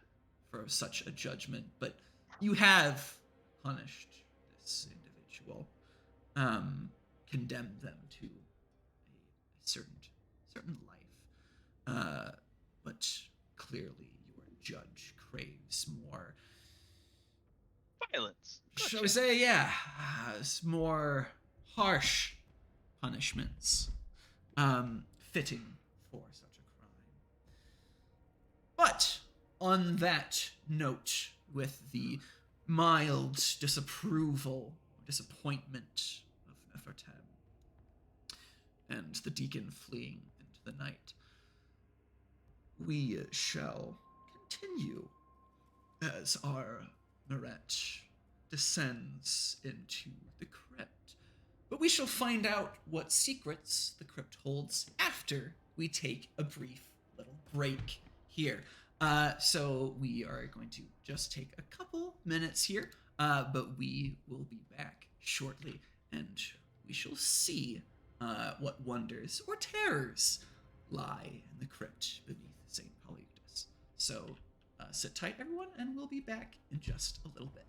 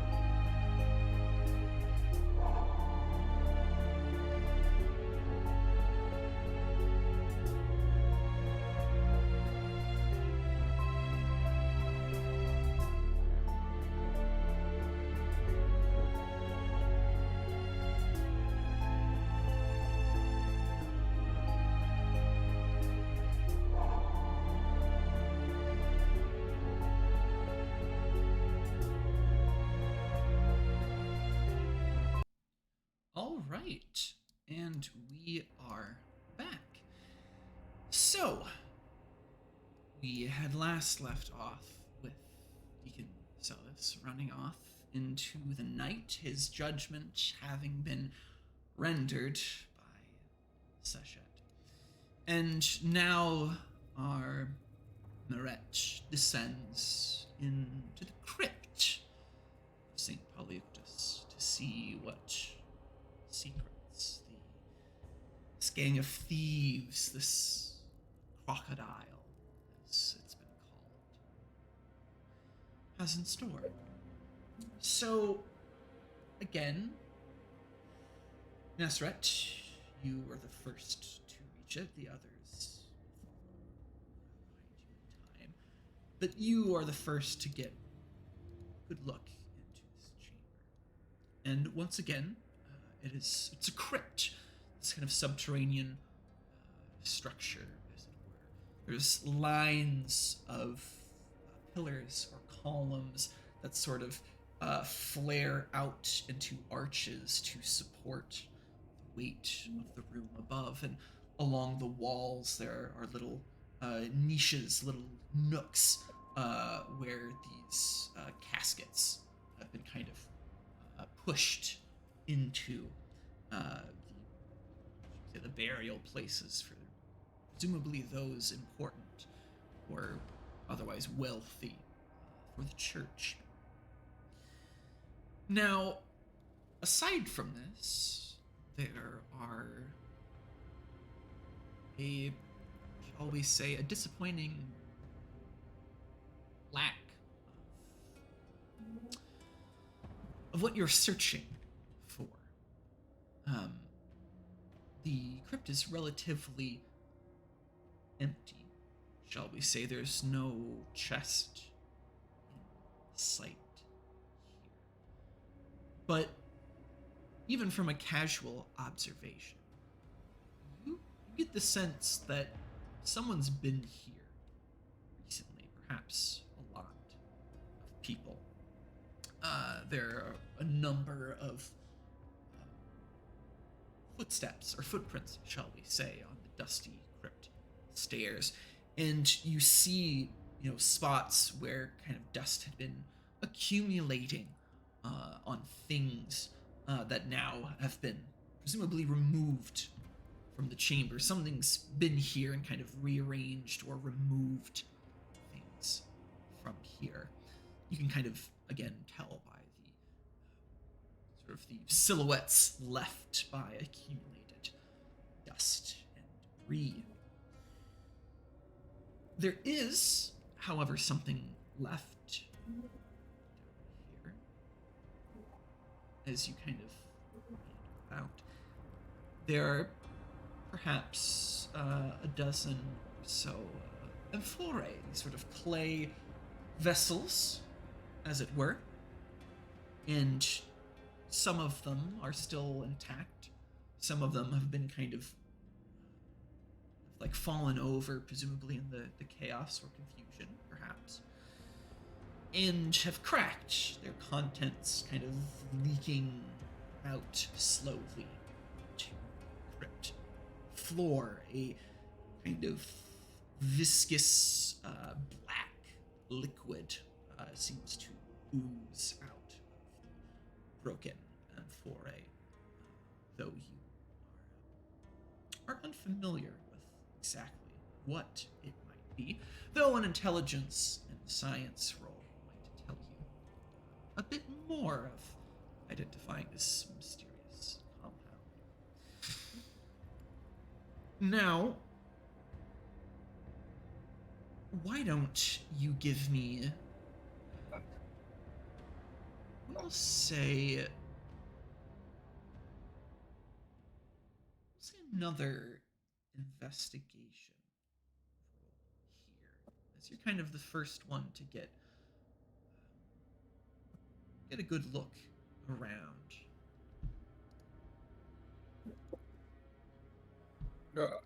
Intelligence and investigation? Yeah, let's go with that.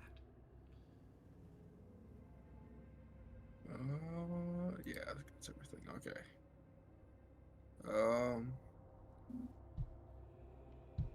Oh, 3 successes. Solid. I'll trip my inspiration. Ah, You gain a point of willpower, exceptional success, and a beat. beautiful. Beautiful. All right. So that's both inspirations out of the way. So, an exceptional now because of those 3 successes. So, you get a pretty good impression of what's happened here. Again, you don't know what this mystery liquid is, but you have a pretty good idea on everything else. The scene, as best as you can imagine it in your mind's eye, that this used to be a storeroom of sorts, presumably for the illicit goods that have been lifted from the harbor. And it seems, from the best of your assessment, that these items have been moved. And very recently, someone has, or multiple someones, given the number of footsteps that are still fresh in the dust, as it were, give you the implication that a number of individuals had been here recently, presumably to pull presumably valuables that had been stashed here, and had been moved again, presumably to somewhere else, judging from the footprints, that you had discovered on the outside of the building. So the picture starts becoming a bit, shall we say, clear here. And you don't like the implication that this gang, this crocodile, whatever, they must have known that you were coming. And a bit of outside knowledge, or at least to you, though you certainly know from the number of footsteps that you had seen, both outside the building and here in the crypt. As the deacon had mentioned, he said that he had seen nearly a dozen of these individuals come just earlier in the night. And putting 2 and 2 together, you get the implication that they knew that you were going to be poking around here, and they yanked all their goods.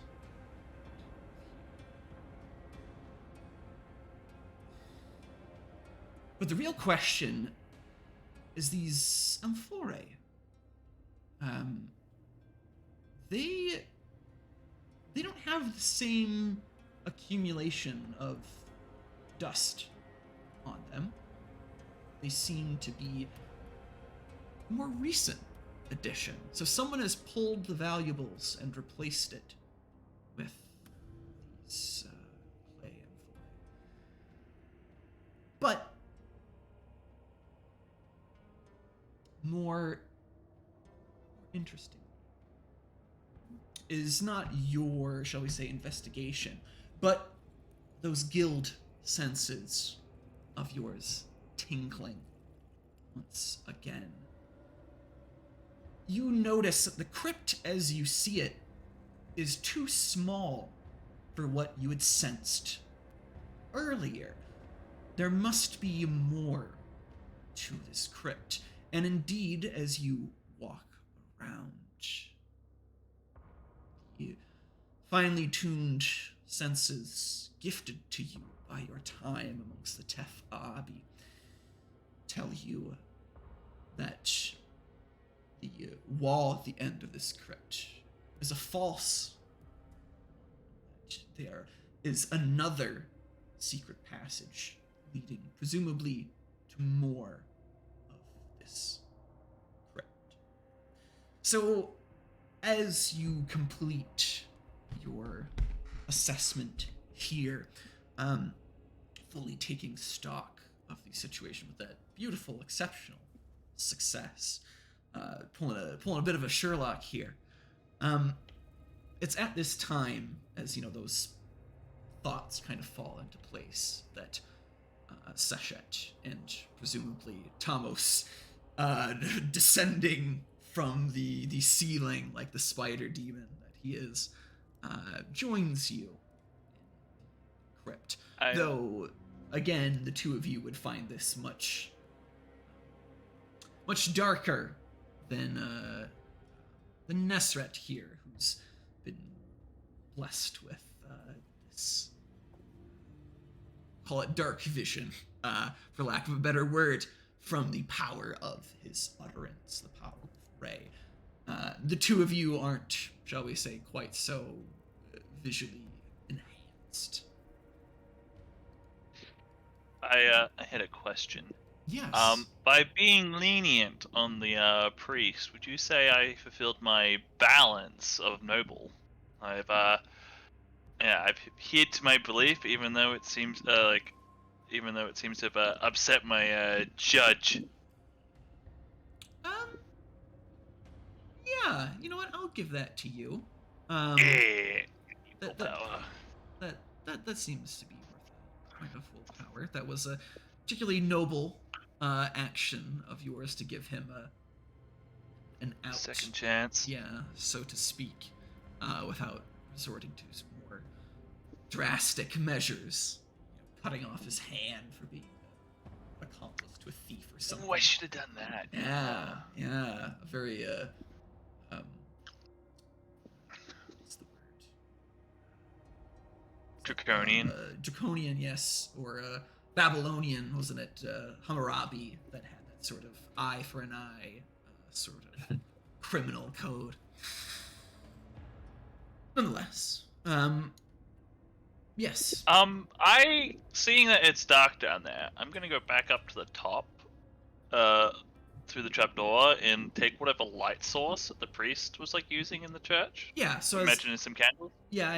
So as I mentioned, there's kind of a smattering of candles. Yeah, throughout. I'm gonna take a candle then. Right. So not a ton of light, but enough to let you see. Yeah. By some dim illumination, and providing light for you and Amos. And when I come down there and I see the amphora, the red the chemical in there, can I make a science roll to try to figure out what that is? Yeah, intelligence and science. 4 successes. Oh, 4 successes. Pretty solid. Now you're not exactly sure with it 100% accuracy what this is, but you have a pretty good idea. It appears to be some sort of pitch or resin, a kind of thick, viscous oil, as it were, semi-solid oil. But you would know of its, should we say, qualities. It has several uses, aside from being used as kind of waterproofing for ships and other, should we say, more mundane uses. You also are distinctly aware that these sort of substances are quite flammable, which is probably a fact that would delight Nesret were he to know of it. Perhaps later when we're done with our investigation. Don't let him get the jump on that.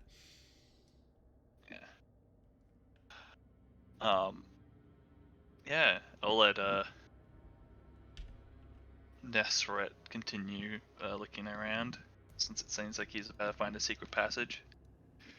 Yeah, indeed. So, you kind of... What about Thomas? Yeah, is Thomas doing anything here? Or are you just kind of watching events unfold? I mean, I guess I could look around, but I mean, I don't know what else I'm gonna find. I guess he would do a scan around the room, see if he noticed anything. Sure. So like a perception check, I guess. Yeah, why not? It's with some composure, right? Yes, with some composure. And is there any penalties to that? I'll say a -2 to this one. Okay. 2 successes. All right. So, here's how this goes.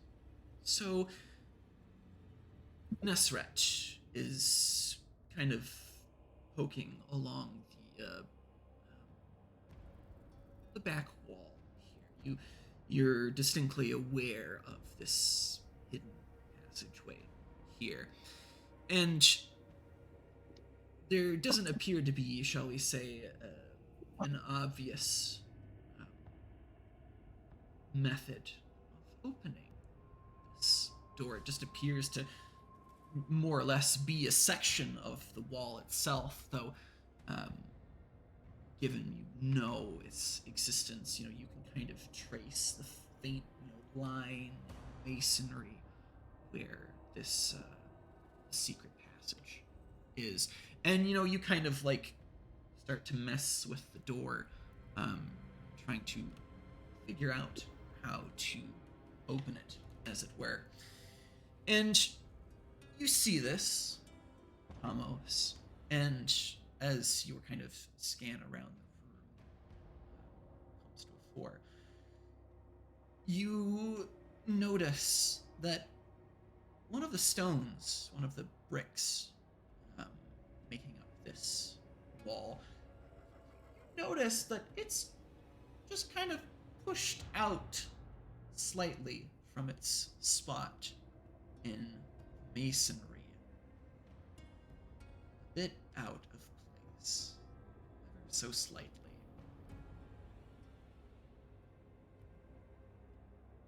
I kind of want to push it back, see what happens. Do it. Do it. Yes. You push on the brick, and as you might expect, the brick gives way, and it slides into the wall, and slides a bit further until you hear a slight click. And with that, you feel a sudden but brief kind of rush of air as this passageway, this false wall, shifts ever so slightly, and you see it kind of, just move over, just a quarter of an inch to kind of just sliding ever so slightly.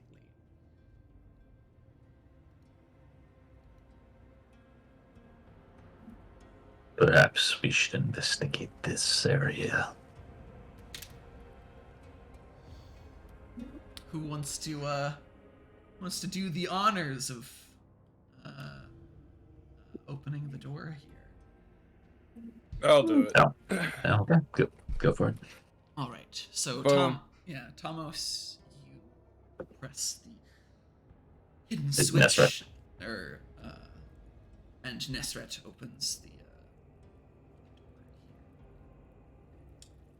here. And you kind of work your fingers, your slim and bony fingers, into the crevice, the crack that's now in the wall. Kind of wiggle your fingers in there, and you push, and this door kind of slides to the side with a bit of a grinding noise. And within is another chamber, the rest of the crypt, as it were. And beyond this door, you see an interesting sight. There is almost a workshop of sorts that has kind of taken up place in this crypt here. You see at the end of this hall something familiar. There is a cedar chest that is propped against the far side of this chamber. And beside it, in this little room, is a table, a chair, and there is some scattered, documents across the table, scraps of papyrus and parchment, and bits of charcoal. There's also another casket, or rather almost a sarcophagus, though not by any means a traditional eremite style, but a very ornate stone coffin, presumably for someone of great importance, given the attention to detail here. Now, with that,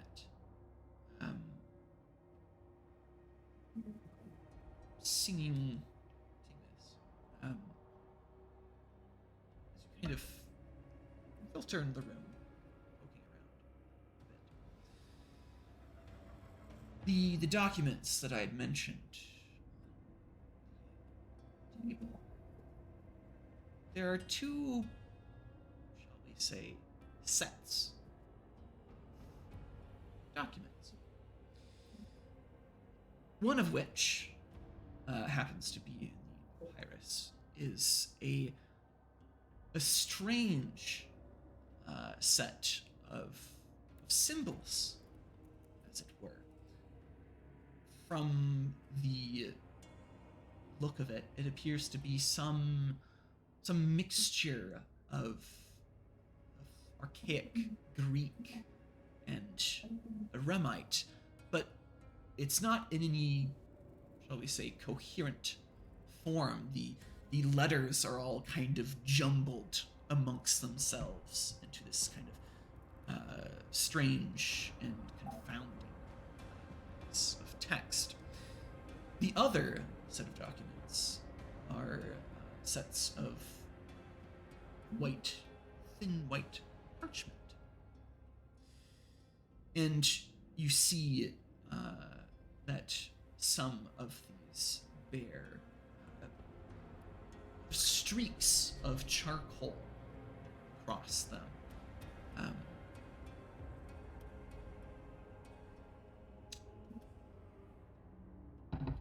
What do you guys do, or what do you poke around first? Where does your curiosity take you? I collect all the documents.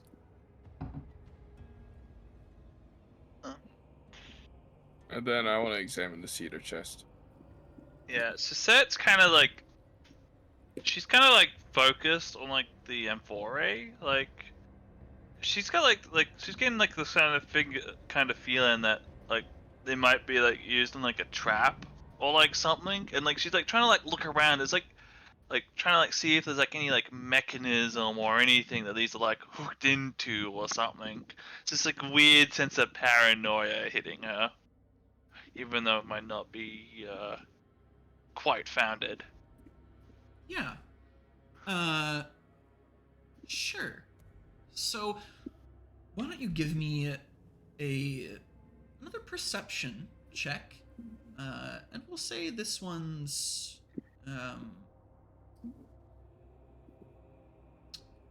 we'll say a -1. Here we go. One success. All right. So, looking around, there doesn't appear to be any mechanism of sort Okay. here. At least as far as you can tell. But you do notice something else as you kind of are hanging back in this first chamber and poking and prodding. You hear a noise. One coming back from the church proper. It's faint, given the distance and distractions. But you hear the sound of the door, the main door to the church. Someone hear the kind of faint click of the door to the church being pushed shut.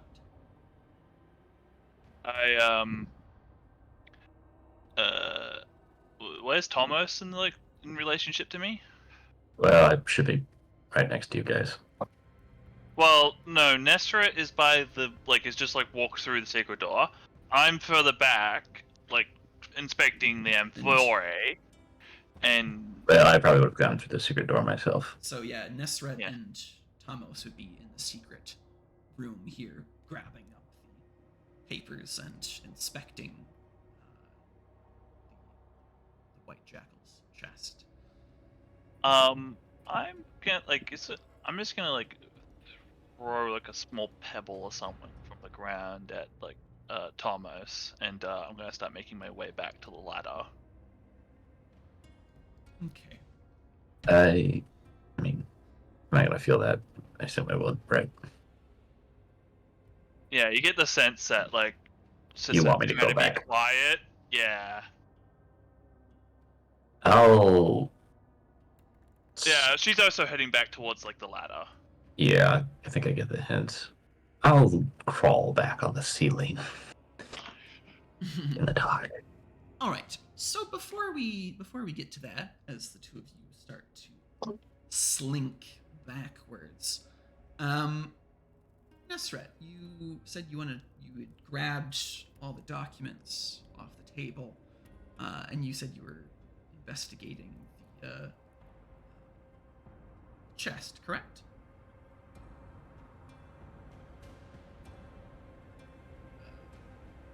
Nesteret? Yeah, that's what I'm wait. doing. Yep. So, with that, you make your way over to the cedar chest, and it does appear to be as the White Jackal described, and you see that the chest indeed bears a small little relief of a jackal's head that happens to be affixed to a wax seal on the latch, shall we say, of the chest. But more disturbing is the fact that this wax seal has clearly been broken. Someone has already examined contents of the chest. And So we weren't supposed to, I guess, read it, right? Is yes, the general idea? The White Jackal had specifically requested that the contents of the chest remain secret. That he did not wish the information contained within to be shared, and he had asked you for that privacy, for that level of secrecy. And, you, you make your way over to the cedar chest, and it does appear to be as the White Jackal had described. You see that the contents of the chest indeed bear a small little relief of a jackal's head that happens to be affixed to a wax seal on the latch of the chest. But more disturbing is the fact that this wax seal has clearly been broken. Someone has already examined contents of the chest. Now, is that a request that you are to grant?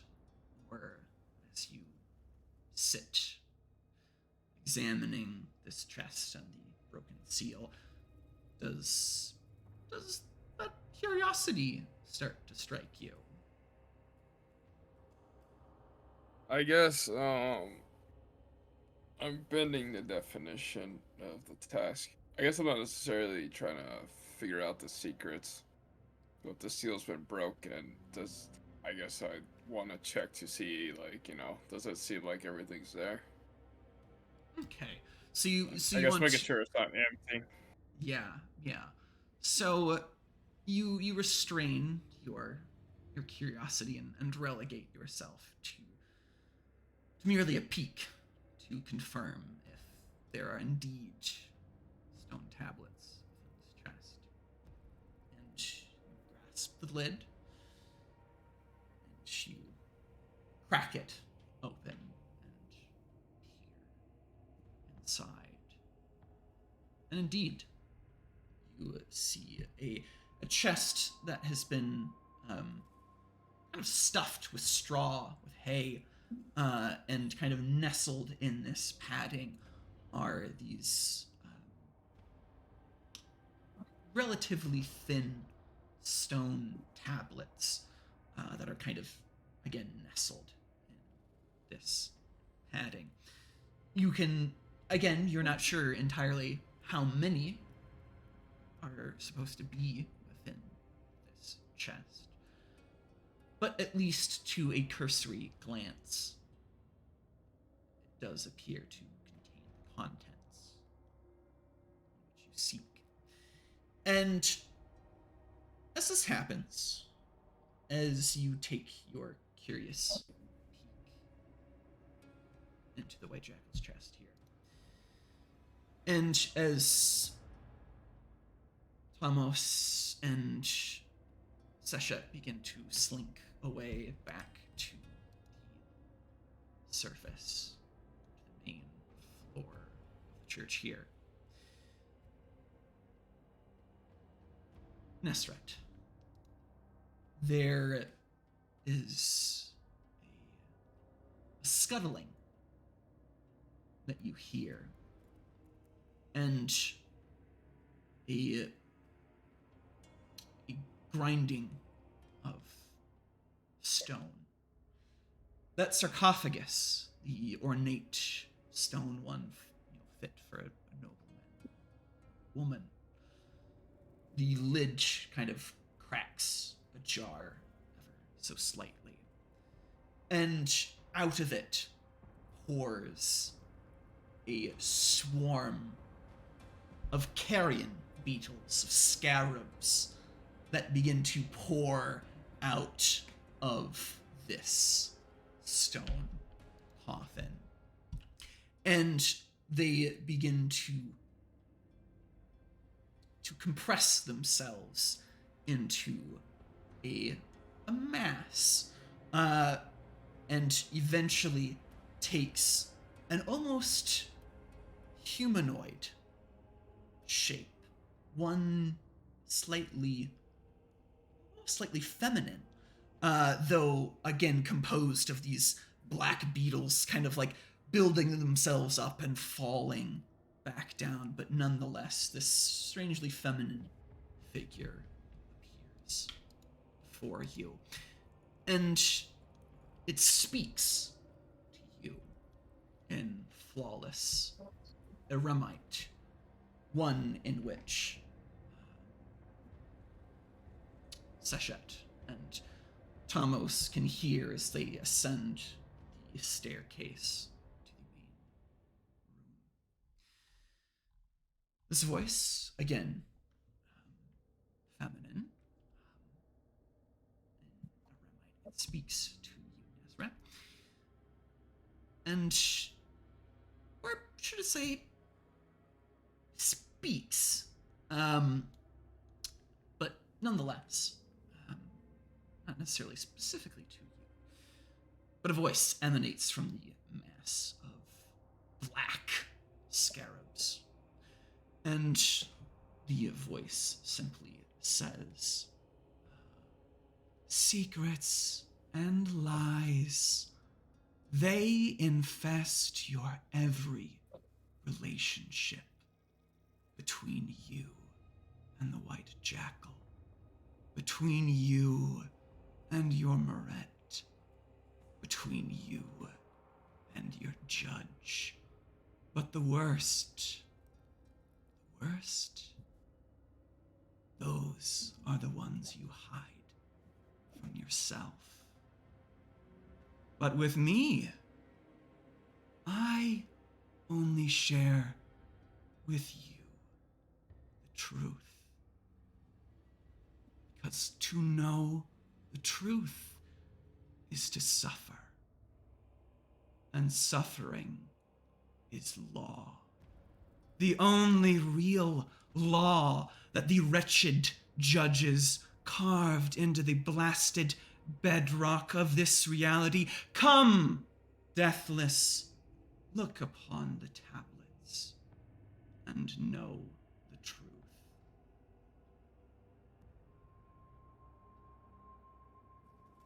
And a mass of scarabs, black as midnight, gazes at you with the void that is its face without a face.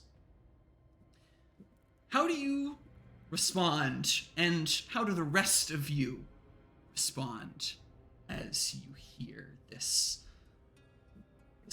condemnation, this offering emanating from this secret chamber? Let Nasret go first. He's the one that's face to face with it. I want to go last because Oh. I want to figure out what I want to do. You guys do yours. So I'm on the stairwell leading out of the crypt, right? Yeah, you guys are making your way up. But I haven't seen like the Yeah, you haven't gotten up there yet, but you guys are making your way up the staircase as another distraction forces your hand, as it were. I think Susette's like kind of a bit torn a little bit, like, oh, this seems like my friend's in trouble down there, but there might be more trouble upstairs. I think she's gonna continue going upstairs, but in a much more hurried state this time, to see who is upstairs. All right. Or what is upstairs. And what of what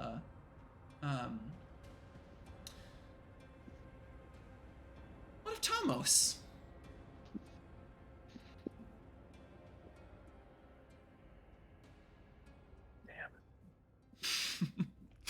Decisions.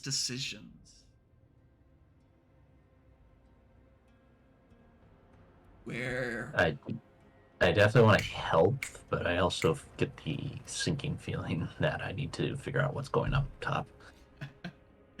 decisions, split seconds. I don't But think I'm in any real danger, if that helps.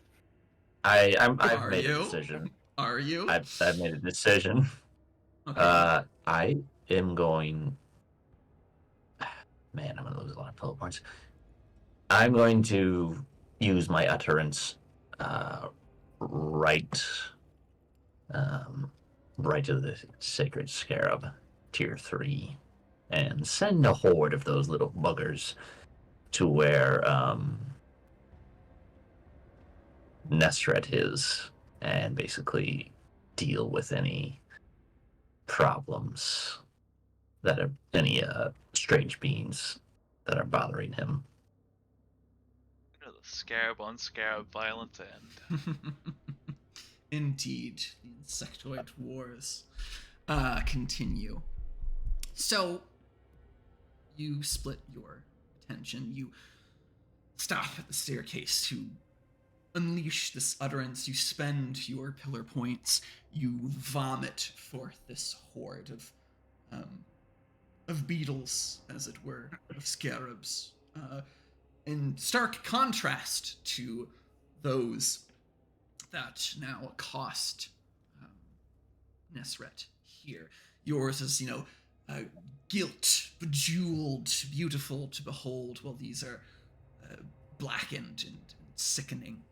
And you send your horde to aid Nesret. And Sachet pushes up, as it were. But before Sachet reaches the top of the staircase,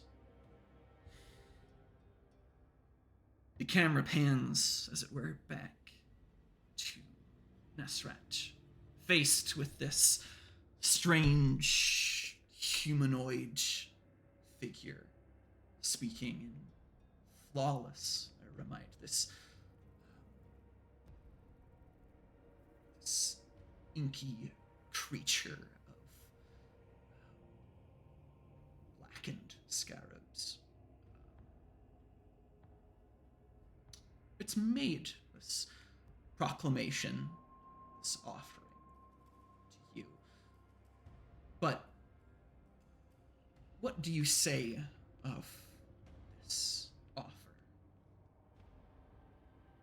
It is claimed that the white jackal is hiding something from you. Clearly he was, but this inky mass of scarabs suggests that there is some terrible truth to behold. This is no mere, perhaps, flight of fancy, some personal item or some trifling matter, that he doesn't want his privacy infringed upon, but some real and terrible truth that Jackal wishes for you not to know. And that this truth is not a pleasant one. Again, the voice says, come, deathless, look upon the tablets and know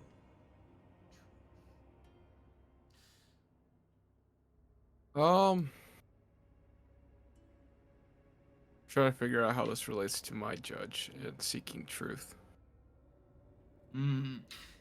Now that is a tricky, not necessarily tricky matter, but your judge is, shall we say, is blissfully silent on this matter. And there's a reason why.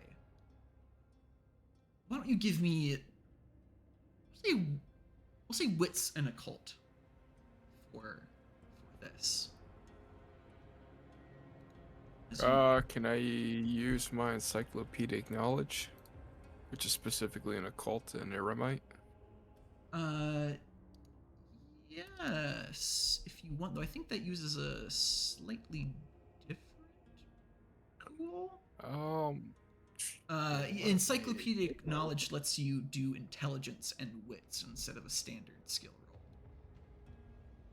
Intelligence and wits. Nah, I'll just keep it as it is. Okay.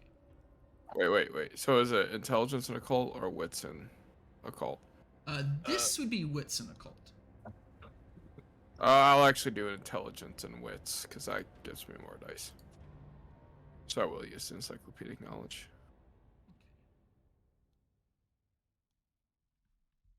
A single success. So you have this decision weighing upon you, just as Seshat had one weigh upon her. But there's no hand on your shoulder, no voice guiding your hand as you grasp the chest. And the reason that you might surmise this, your judge, Nebha the Flame, is an avatar of truth, as it were, but that is not entirely correct. Nebha is not so much an avatar of truth as it is the antithesis of lies. Hiding the truth, concealing knowledge. Nebha tolerates. To withhold is not to lie. And lies are the sin that Nebha craves to punish. That is its domain. But hiding truth, of keeping others from knowing, that's not quite the same. And as you toy with this decision, you get the implication that your judge, shall we say, cares little about what truth these tablets contain. Secrets, shall we say, they hold. But if the white jackal has lied to you in some manner, that is a crime worthy of punishment. And to, shall we say, punish another Arisen is a serious undertaking, but one that Deathless take no small amount of pleasure in. It's one thing to police the mortals of this world, but to punish another Deathless, that is an ordeal. But one that's likely to earn you no small acclaim. Judge, to exact such a difficult act of justice is one sure to impress.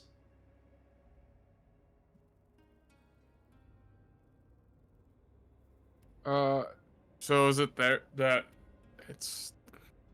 there's some manifestation right here, right? And they mentioned lies. Yes. Uh, Secrets and lies. do they have any evidence of lies? I don't know what the lies are.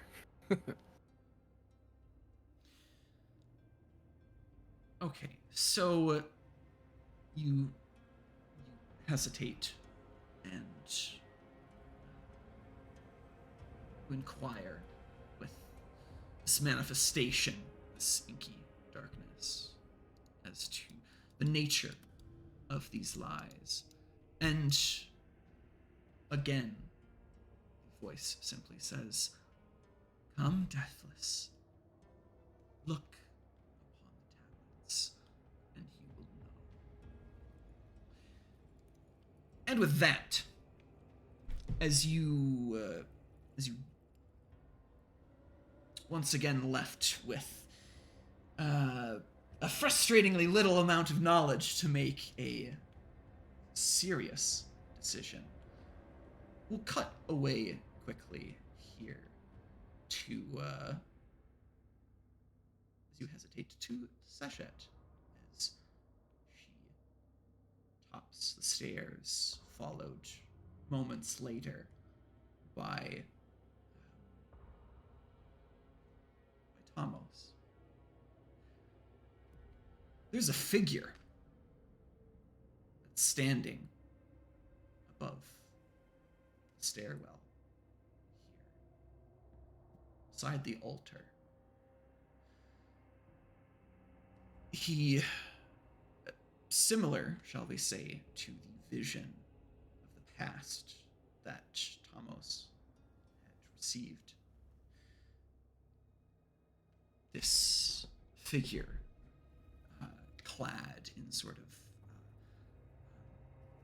dark robes with a hood and a mask covering its face. You are greeted by this figure, or rather, it greets you with an object held in its hands. The ominous masked figure. See two things. There is a torch in the hand of this masked figure. And in the other is another amphora, and it's been oozing a sickly black trail of this pitch That I thought was behind gonna happen. it. Yeah, I knew the pitch was a thing. There was some importance to that pitch. And with this, for one more thing, why don't you give me one other perception roll for the two of you up there, and while you guys make that, consider your decision, yes or no, very carefully, Nesrat, as I will come to you next.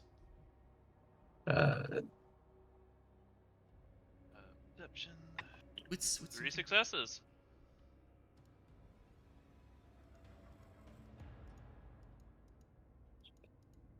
So, wait, is there a penalty for that or no? No penalty. Okay. 2 successes. 2 successes. So you notice 2 things aside from this figure here. Most notably, smells. Most prominently, shall we say, is the smell of smoke wafting in. But more curiously, especially for you, Thomas, there's something underneath the smell of smoke burning. There's almost a perfume-like aroma that smells of saffron. And with that, your decision, Nesrat. The figure looks at you expectantly. I close the chest. You close the chest. You deny whatever truth is to be held within this container. And the manifestation kind of cocks its head, disappointed. I want you to roll me your shoot rating. Roll your shoot as a die.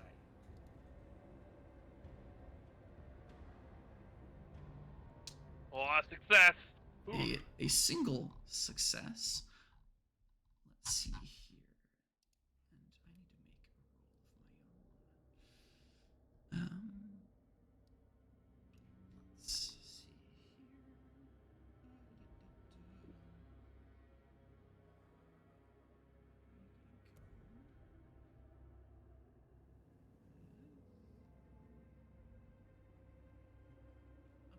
Okay.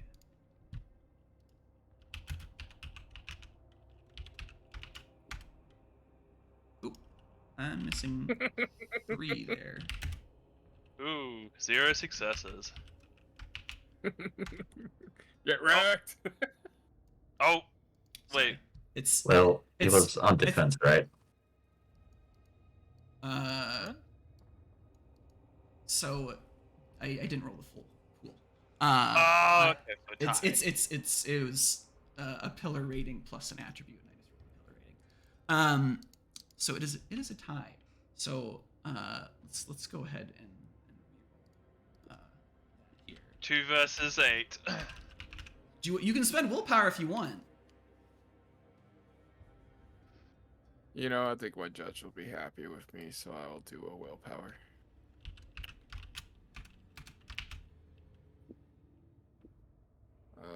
So I get 3 extra, right? 3 extra. Yeah, as this is contested. Yeah. Oh, come on. 1 success.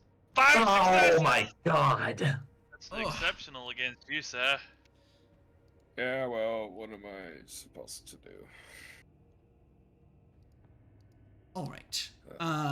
So our cliffhanger here, the figure clearly disappointed in your choice.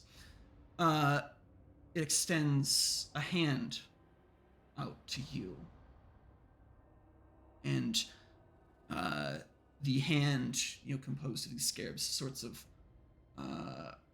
starts to fall away, leaving just a pure inky darkness as its fingers kind of extend into these wicked talons, and in one lightning swift motion, it shoots these blackened, almost obsidian like talons into your gut, and you feel them pierce into you with a searing pain that not only hurts you physically, but you feel something within yourself crack ever so slightly.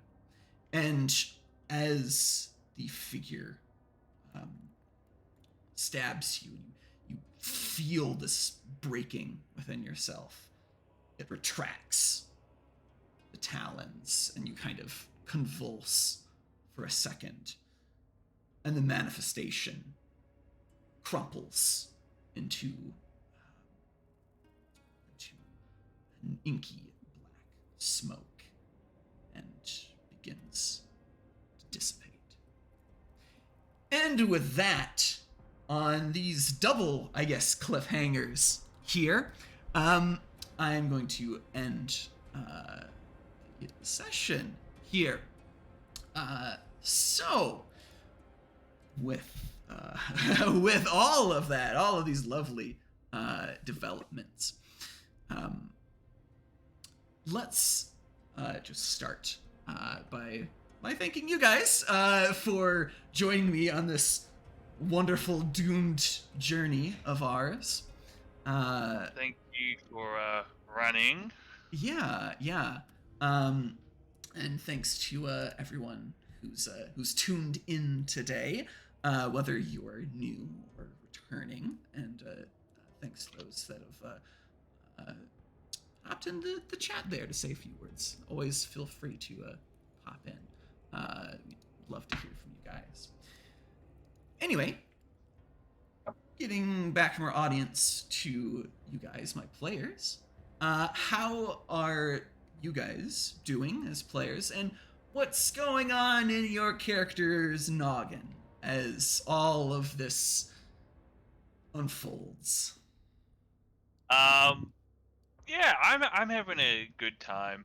Chasette's gotten a little bit paranoid after she saw that M4A, and it's just been someone was wrong about it this entire time, and now she knows why.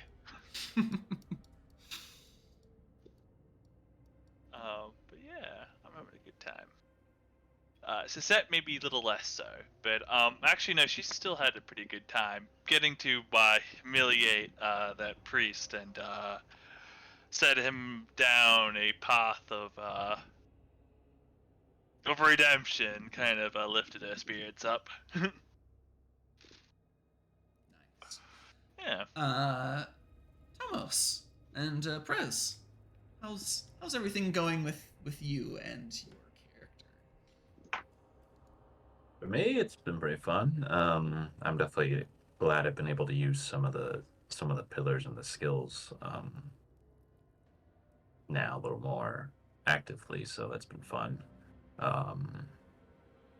As for my character, Thomas is definitely he's got a lot of cogs turning. Mostly, he's kind of wondering if the secrecy of this little operation had anything to do with him and his cult, considering it's kind of got a same like undertone to it, Same secret vibe to it, yeah. larceny, just very underground. I don't know if you picked up on this, but that guy smelled like saffron, and it's not the first time the smell of saffron's been mentioned.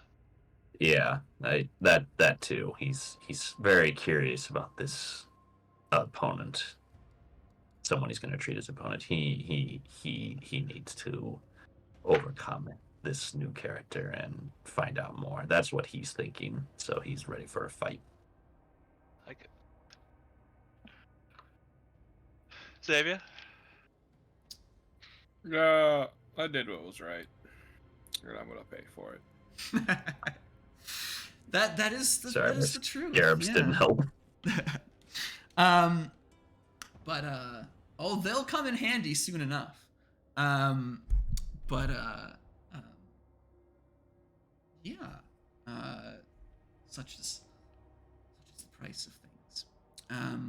Anyway, but how are you doing? I mean, we know that Nesteret's dealing with a sucking chest wound at the moment. But how are you feeling with things developing? I'm feeling pretty good. All right. Well, thank you guys again for joining me today, for being my players on this Mummy Chronicle. But again, yeah, thank you guys. Thanks everyone for joining us today.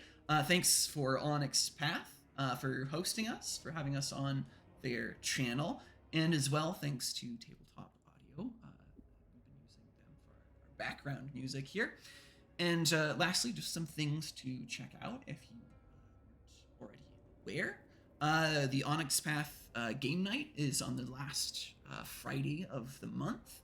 And they have all sorts of Onyx Path games for you to check out. So if something like Mummy interests you, maybe there might be a Mummy game this month, or other Onyx Path titles that you're interested in. You might be able to find some games there over at startplaying.games. Also, there is the crowdfunding going on for the Trinity Continuum Player's Guide. That's over on BackerKit. And I think out of their 15K goal, they've hit, I think, 31K roughly now. So going strong on there, and you can certainly check that out if you're interested and help them hit more stretch goals. Anyway, that has been it for tonight. So thank you guys again for joining us, and we hope to see you on the next episode of Oceans of Eternity. You guys take care, and we hope to see you again next time.